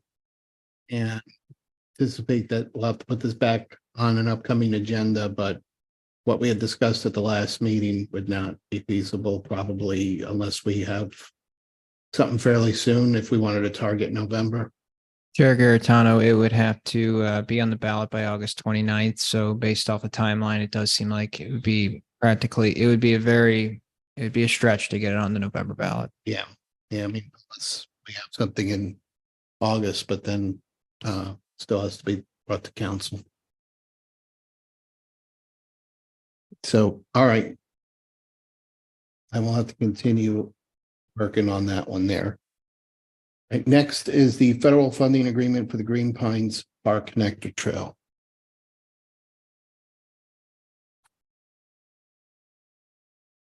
So, Chair Garitano, council members, this hopefully will be a pretty short one. Last meeting, I brought to you the federal funding agreement for the Valley Road resurfacing project, which was in front of the council last night. So about the same time last year, or about this time last year, we applied for separate federal funding. This was through the Transportation Alternatives Program, which is a different pot of money through the federal government. And this was to fund what we've been calling the Green Pines Park Connector Trail. So it would be a trail, shared use path that would connect from the villages of Brightleaf over to the newer Green Pines Park. There's the original roadway corridor that we own behind the homes that was originally anticipated to be Palm Grover Loop Road that we would utilize for the trail. So we were successful getting the funding last year. It's a relatively inexpensive project. The estimated cost that was completed was about, well, it was just under $270,000. So tonight we're bringing the request to approve the federal funding agreement to you for the first step of the process to acquire those federal funds. So that is the recommendation, is to move forward with the approval of the federal aid program agreement, which is with MoDOT, to obtain the federal funds in the amount of $213,600 for the construction of the Green Pines Park Connector Trail. If there are any questions, I'll be glad to take them at this time. Any questions? Otherwise, we'll look for motion to approve the recommendation. Joe, I have a Councilmember question. McCutcheon? All right, Yeah, do you want I'm to a make the little bit motion though? What? You want to make the motion and get it on the floor? Sure. It's for I Ward move 5. that we go. What? Do you want me to make a motion, or do you want me to ask my question, or what do you want me to do? Yeah, go ahead and make the motion, then we'll get the motion on the floor and then we can have discussion. Okay, so I move that we go ahead with the federal funding agreement for the construction of the Green Pines Villages of Brightleaf project. Okay. Is there anyone that would like to second that? Councilmember Farmer, from Ward 4. So now that we have the motion on the floor, go ahead, Councilmember McCutcheon. Yeah, I'm sorry, Rick, but I'm a little confused because when we've got similar funding, I don't ever remember us having to make a federal funding agreement. And unfortunately, I wasn't at council, but I heard we passed this already. Can you help me out here? Councilmember McCutcheon, so with any federally funded project that we receive funds for, there's always a agreement that we execute with MoDOT that basically is all the red tape that's involved with the funds. Quite frankly, it obligates us to do X, Y, and Z to comply with the federal requirements and to receive the monies that have been offered to construct or design the project. So they come through fairly infrequently because we don't have that many of these projects. Usually there's 1 or 2 a year perhaps that we have to get approved. So last night, the Valley Road Improvement Project, that was on the agenda for first reading of City Council, similar agreement. These are all essentially boilerplate agreements that MoDOT creates, and they require all the municipalities that want the federal funds to sign them. So they do come through on occasion, and we've approved them pretty much, I think, for all the roadway work that we've done. Hasn't been done for trail projects, because I don't think, well, we've had a few for trail projects, but generally they've been for roadway projects. So I guess this like a one-off, or do we usually get the agreement done before it comes to council? No, ma'am, I have to bring it first to the committee, then to city council for the mayor to sign it. So will this come back before city council? So the recommendation is to move forward with the agreement, and if you all as a committee approve the recommendation, I will bring it to the city council at your next meeting for first reading. Okay, and then FYI, they've got Pine Grover Park, no, they've got Pine Grover Loop Road in Burbage, and it should be Pine Grover Parkway, just FYI.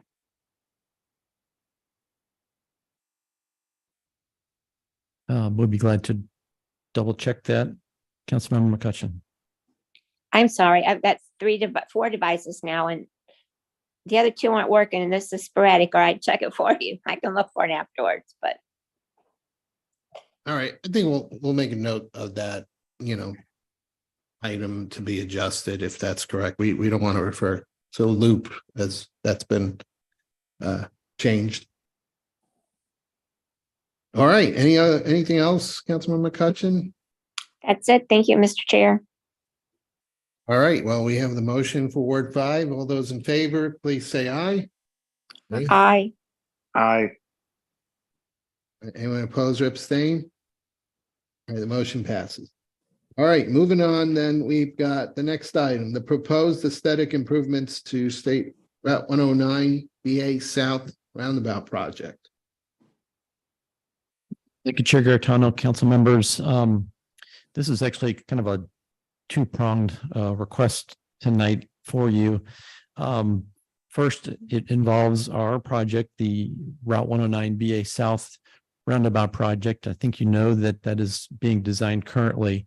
HR Green is our consultant, and they are in progress completing that project. Have gotten through the preliminary plan stage and are hoping to move forward with easement acquisition shortly. I did provide some of the drawings for that improvement project in my memo, if you're curious with regard to that improvement.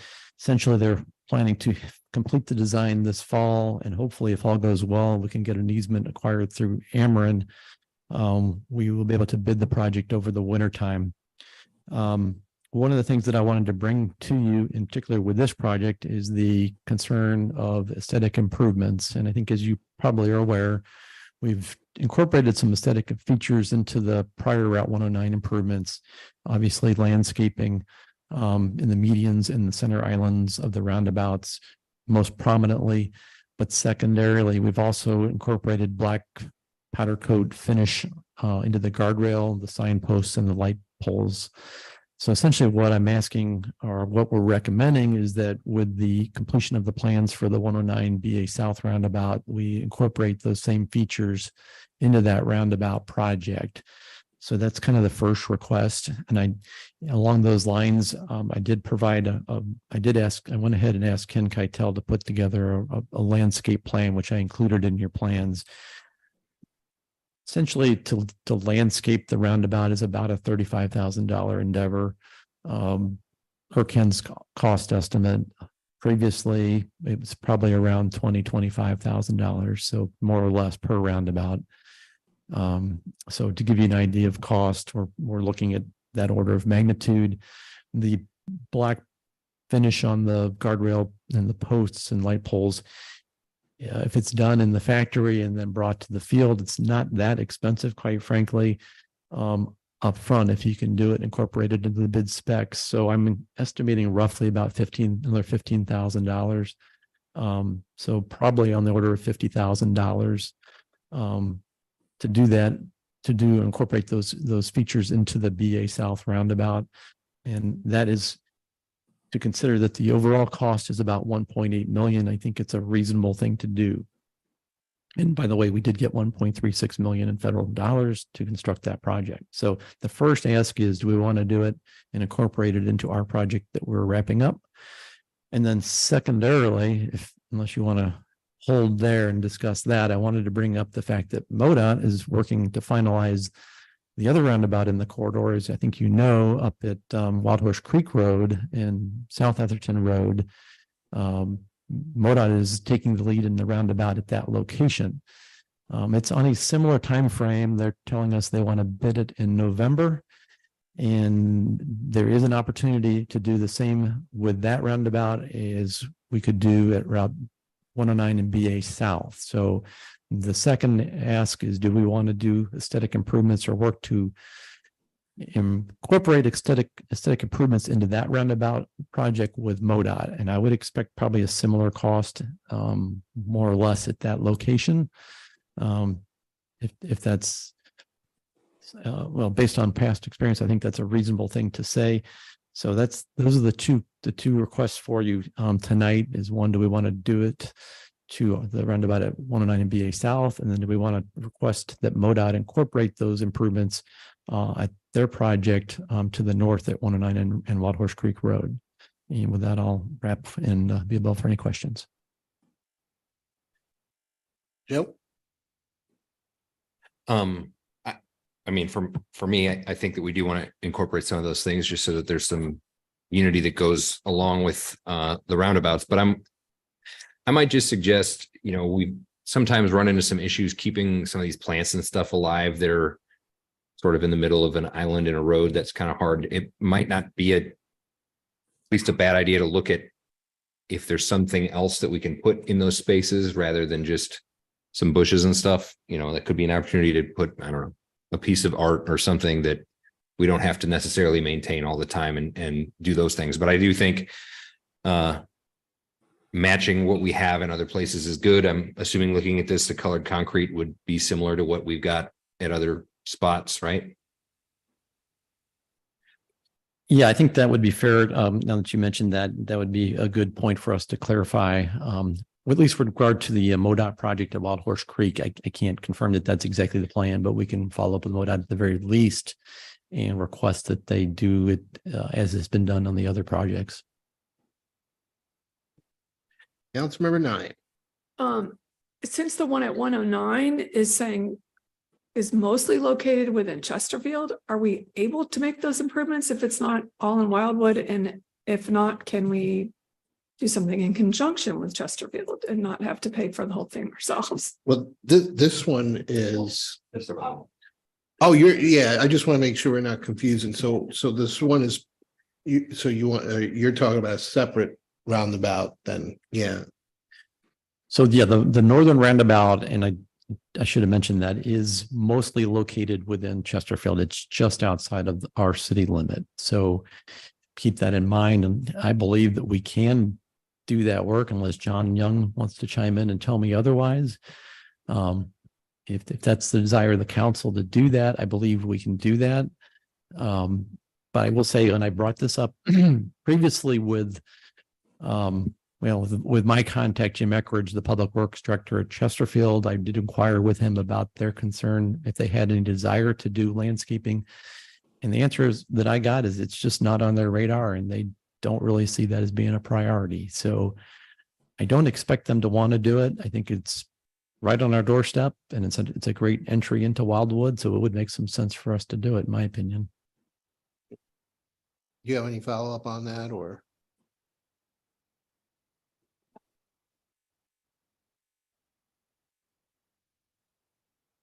Yeah.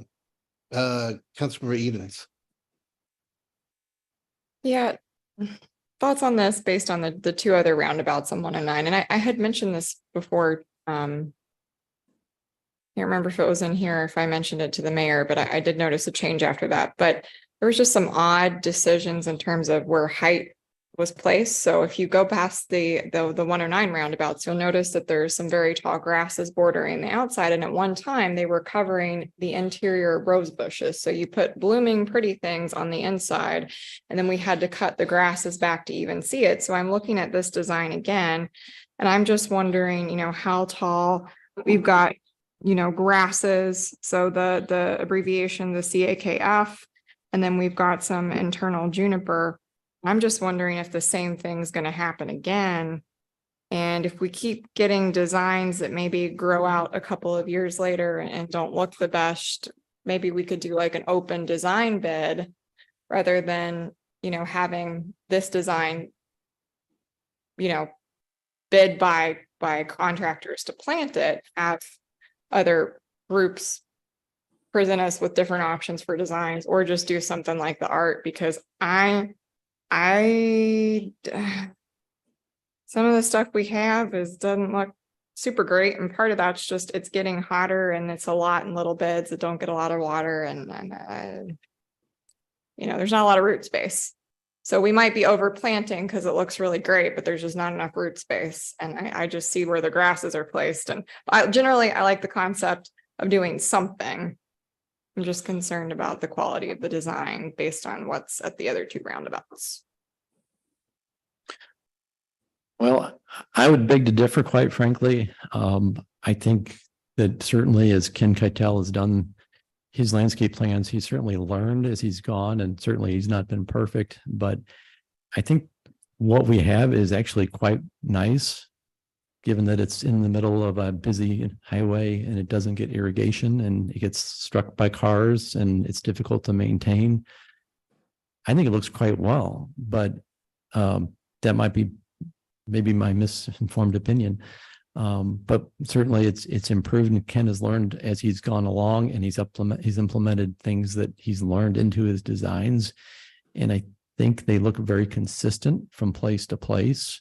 And I just guess I would discourage us from changing course at this point, because we've seen a few things we didn't like. Nothing's perfect, but we try to learn from it and improve on it. But I guess I would respectively say I don't agree. I think it looks really good, quite frankly. If you compare what we've been doing to elsewhere, I think it looks really good. And frankly, we've gotten a lot of very positive comments about it. So I just don't agree. Deborah, you have your hand up, and then we'll go to Teresa. Yeah, I have a couple comments. One is, we've got to do the sound studies for the roundabouts that are close to homes. And so now we're going to do another roundabout. I know it's not a high density subdivision, doesn't look like, but so what are we going to do to mitigate sound when we put these additional roundabouts in? And I'm just going to say one additional roundabout, because I'm totally objectionable to paying for Chesterfield's roundabout. But so what are we going to do regarding sound mitigation if we put up the one at 10B and BA?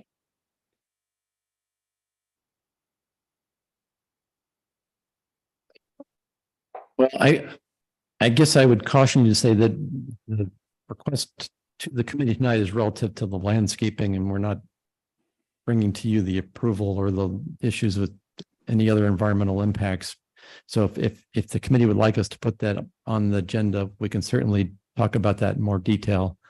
But really tonight, I'm trying to get the request to you relative to the aesthetic improvements at this time. I will tell you in general, when we get federal funding, we are required to meet federal requirements, federal environmental requirements. So there's a very lengthy and extensive environmental review that occurs and has been ongoing on this project for many months. So we are required to check the noise.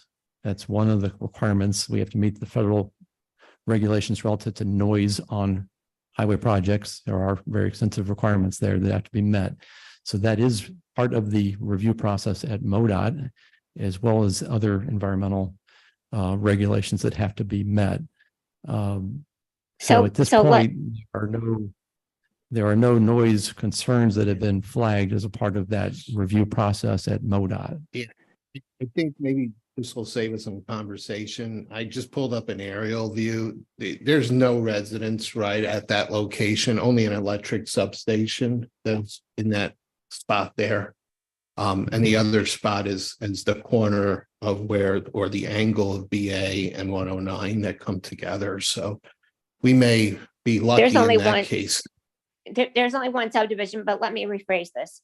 So if we are going to be do plantings in the middle of a roundabout, What I'm asking is, is there any such planting that would help absorb the sound at a location, since we're moving forward with, I'm trying to mitigate a problem before it actually happens. And I know there's not as many houses there. But who's to say there's not going to be at one point anyway? So what I'm basically doing is saying, is there any greenery, evergreens, any kind of plants or anything else that, and I know it's not typical, but would help with the sound? Can we look at that before we go ahead? And I understand you have to do all the other studies. I get that. But if we're going to make something look nice, can we not also look for something that might help with sound, whether it's current or down the road? And greenery, not Well, it's, not all the legal guess I would- things that we need to do. I guess I would respond, at least in terms of the Route VA South roundabout. The landscape that we're proposing is primarily inside the central island of the roundabout. So from a noise standpoint, other than the fact that generally when you landscape an area, it's always considered a favorable thing from noise reduction, just to have plantings. It's not going to screen sound from any adjacent property. It's just not really practical in that location. It's not the goal of the landscaping. We're trying to improve the looks. We're trying to provide greater recognition of the roundabout to motorists, to make it more prominent, to slow traffic. It has a lot of positive features when you do the landscaping, but unfortunately, noise reduction is not one of the goals that you're really trying to hit. That's a totally different animal. I mean, if you want us to look at that, I'm sure that could be looked at.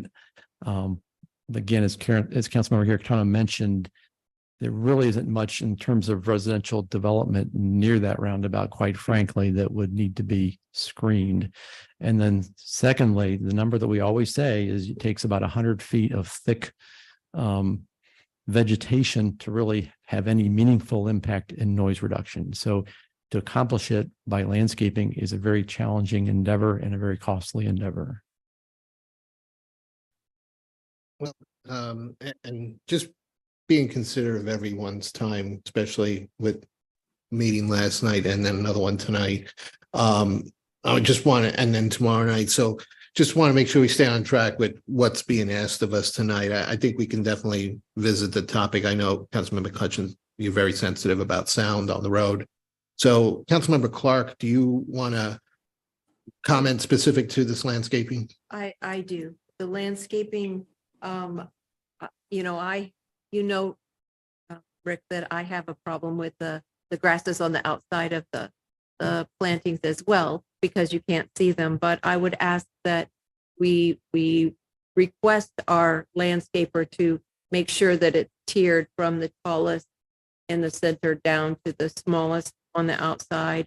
It looks like, I looked these plants up and it looked like it's a lot better than the ones that we got currently. But I would still ask that he verifies that. As far as, and one quick thing about the sound is directional and it's going to go off in a vector if you're going around a the sound is not going to go in the direction of this planting in the center. So that would be, as Rick had mentioned, that would be something on the outskirts of this that we're not talking about that would do any kind of mitigation if it did, and we'd have to have a lot. But what's in the center wouldn't mitigate the sound at all, because the sound is going in a direction, a vector off of that arc of that circle.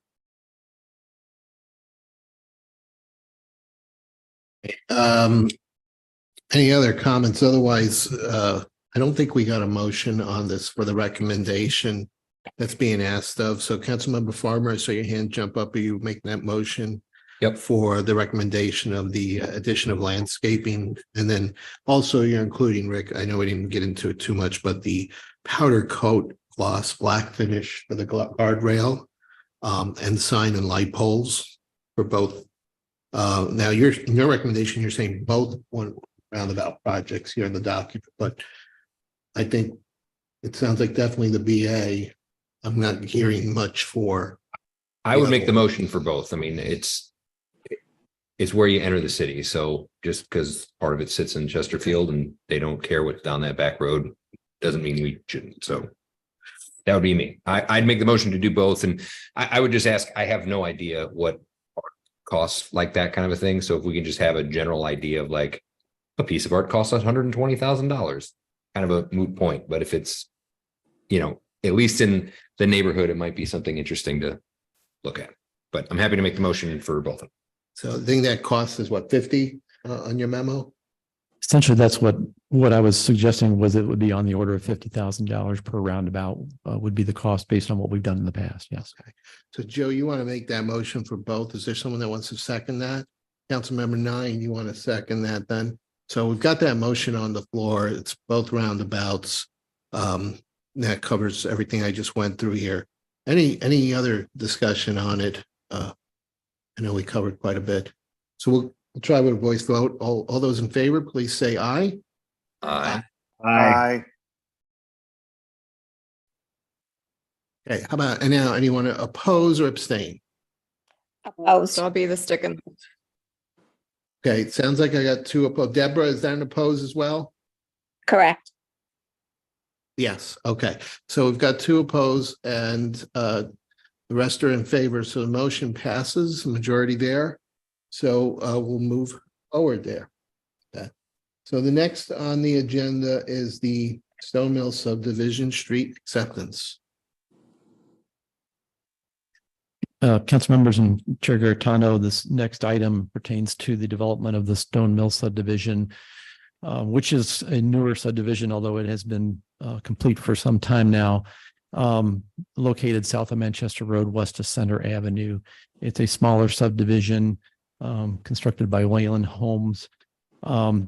We are still needing to accept the single street in Stone Mill subdivision, which is Fall Zone Mill Court. So that is what is before you tonight. As you probably are aware, we have to formally accept streets by ordinance in the city of Wildwood. So that is what is being brought to you tonight, is the first step in that process. With any subdivision, we require the developer to complete repairs based on our inspections before we accept the street. Essentially, that has been done, although I will note that Mr. Whalen has essentially forfeited under agreement about $20,000 of escrow funds that we are retaining and that we may use to incorporate it into the Center Avenue roadway improvement project as a result. So that's one reason why this has been a little bit delayed in my normal routine to get it to the council for approval, is that we wanted to work through that detail and with the Department of Planning and with Wayland Home. So the request is to accept the Fall Zone Mill Court as for public dedication to you. And if there's any questions, I guess I'll turn it over at this point. Thank you. Rick, I'll be happy to make the motion for acceptance of this. The only thing is, I think it's Fallstone Mill Court instead of Fall Zone. Well, I'll double check that. You probably know better than I. I think so. So that's it. But other than that, I'm happy to make that motion for the 0.138 miles of road. Seconded by Councilmember Edens. Is that, I saw your hand go up, so that's a second there. And I'm sure if that's, street name correction, you'll fix that. So any other question, comment, or discussion, Councilmember Clark? If it is this other name that my point is, doesn't matter anymore, but I was just concerned that if we have a Fall Zone mill court and we already have a Fall Zone court, it's a private road as well, but that might become a little confusing for the Stone, Stone. I apologize. I'm not sure how I made that error, but it looks like your Chair Garitano was correct in that. So we've got the motion on the floor. I don't see any other hands up for discussion. All those in favor of the motion, please say aye. I, Aye. Anyone oppose or abstain? All right, that motion passes. So we don't have any more items under the agenda for discussion tonight. There are several items that we've got for future agendas. And of course, if there's anything else that you feel like we need to discuss at an upcoming future meeting, make sure to pass that along. So we're now under miscellaneous. Anything on the miscellaneous? Councilmember Clark? Euler Road. South side of 100, Euler Road is private, as I understand, and do we have, and I'm asking this question, but I do know the answer. Do we have restrictions on how a private road has to be kept, the condition it needs to be kept in, and it is in very poor.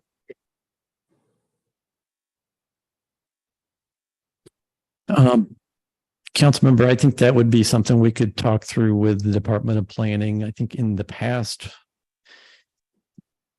essentially, are there requirements, are there specific requirements, not for an existing road necessarily? It would be more of a code enforcement, public nuisance, public safety issue, in my opinion.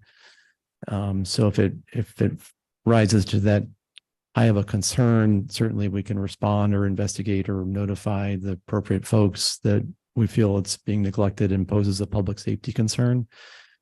If it was a new street or something that was planned for construction, yes, we would have specific city standards that would be required to be met. But otherwise, I'd suggest we could certainly talk further with Mr. Vunich about that potentially. Edens.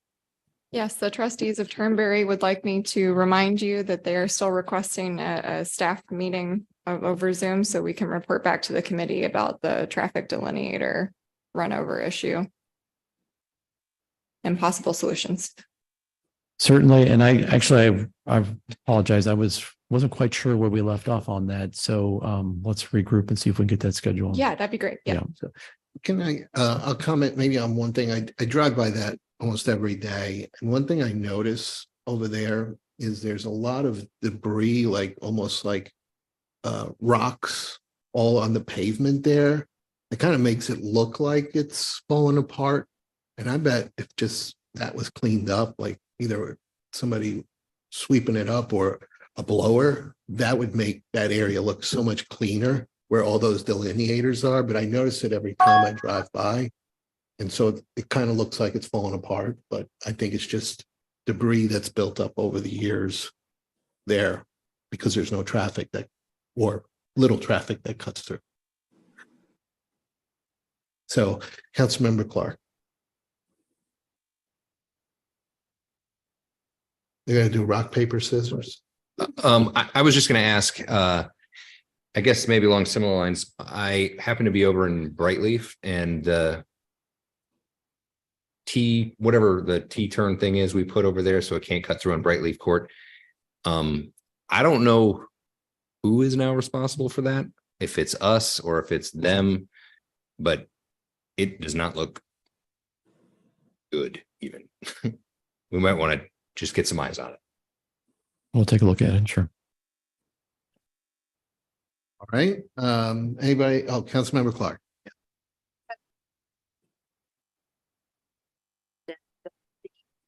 As you're coming southbound on 100 and you take the ramp off to 109, at the roundabout, the northbound lane is you're allowed to come and turn into the northbound lane, and the arrows on the map, the sign show that you can go all the way around the roundabout at that.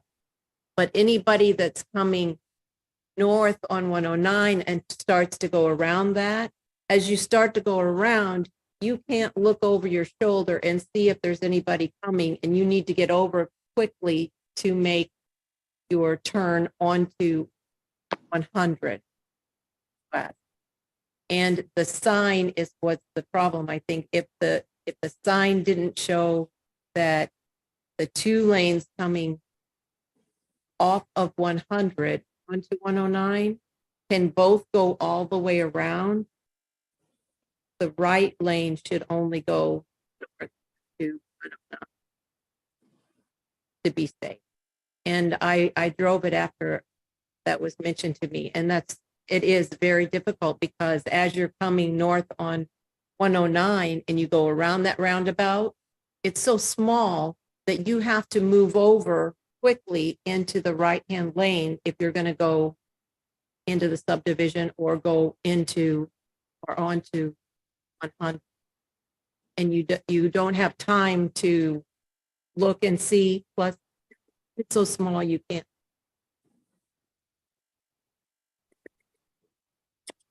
Yeah, Councilmember, I'm not sure I follow the concern.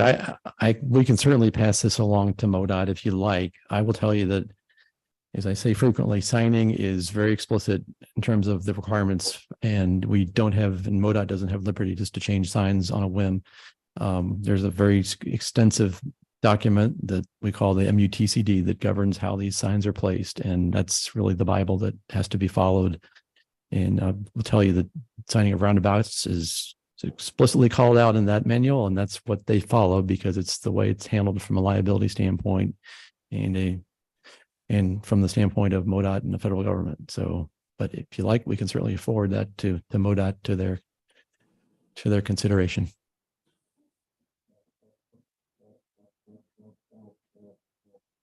All right, Deborah?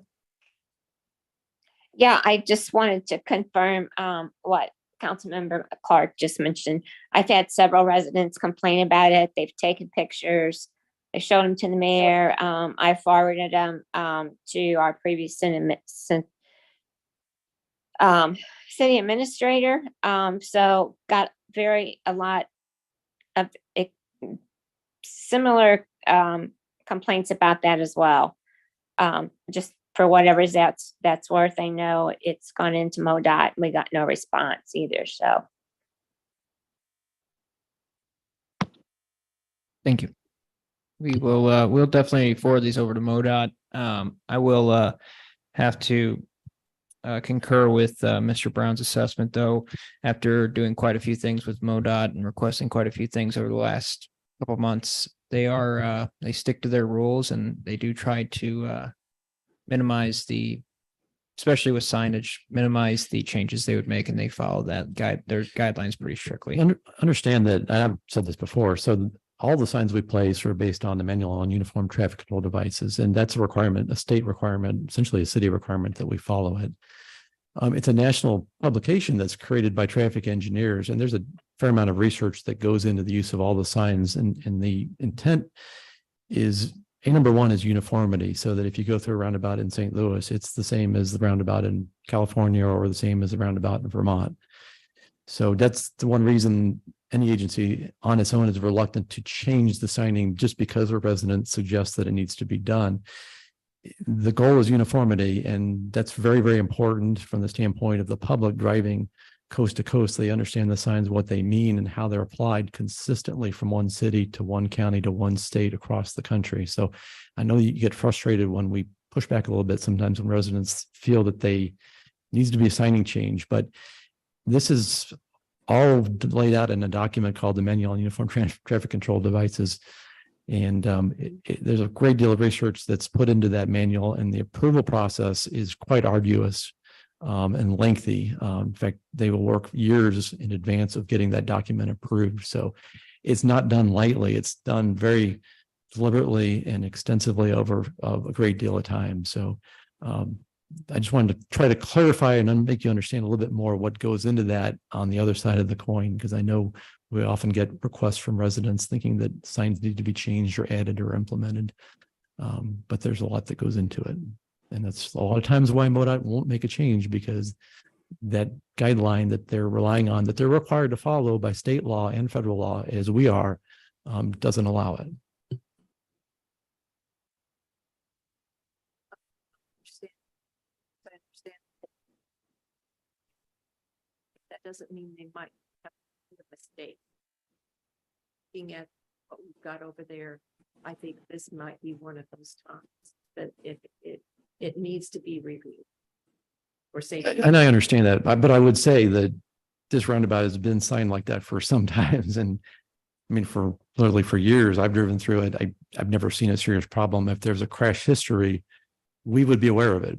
There's traffic engineers at MoDOT that follow this for us and as well as our own staff. So if there was truly a problem, we would be aware of it and it would have been evident at this point in time. So I guess what I would ask is when you get these requests is to push back a little bit and let people know that we do have professional staff, both at the city and at MoDOT that review these things and are very aware of these situations. If there was a problem, a serious problem, we would be responding to it and you would probably be aware of it by now. So I guess that's the frustration that we face a lot is that we get the professional staff that's job is to review these things is totally discounted.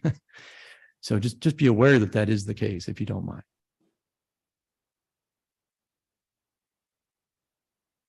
Anybody else have anything?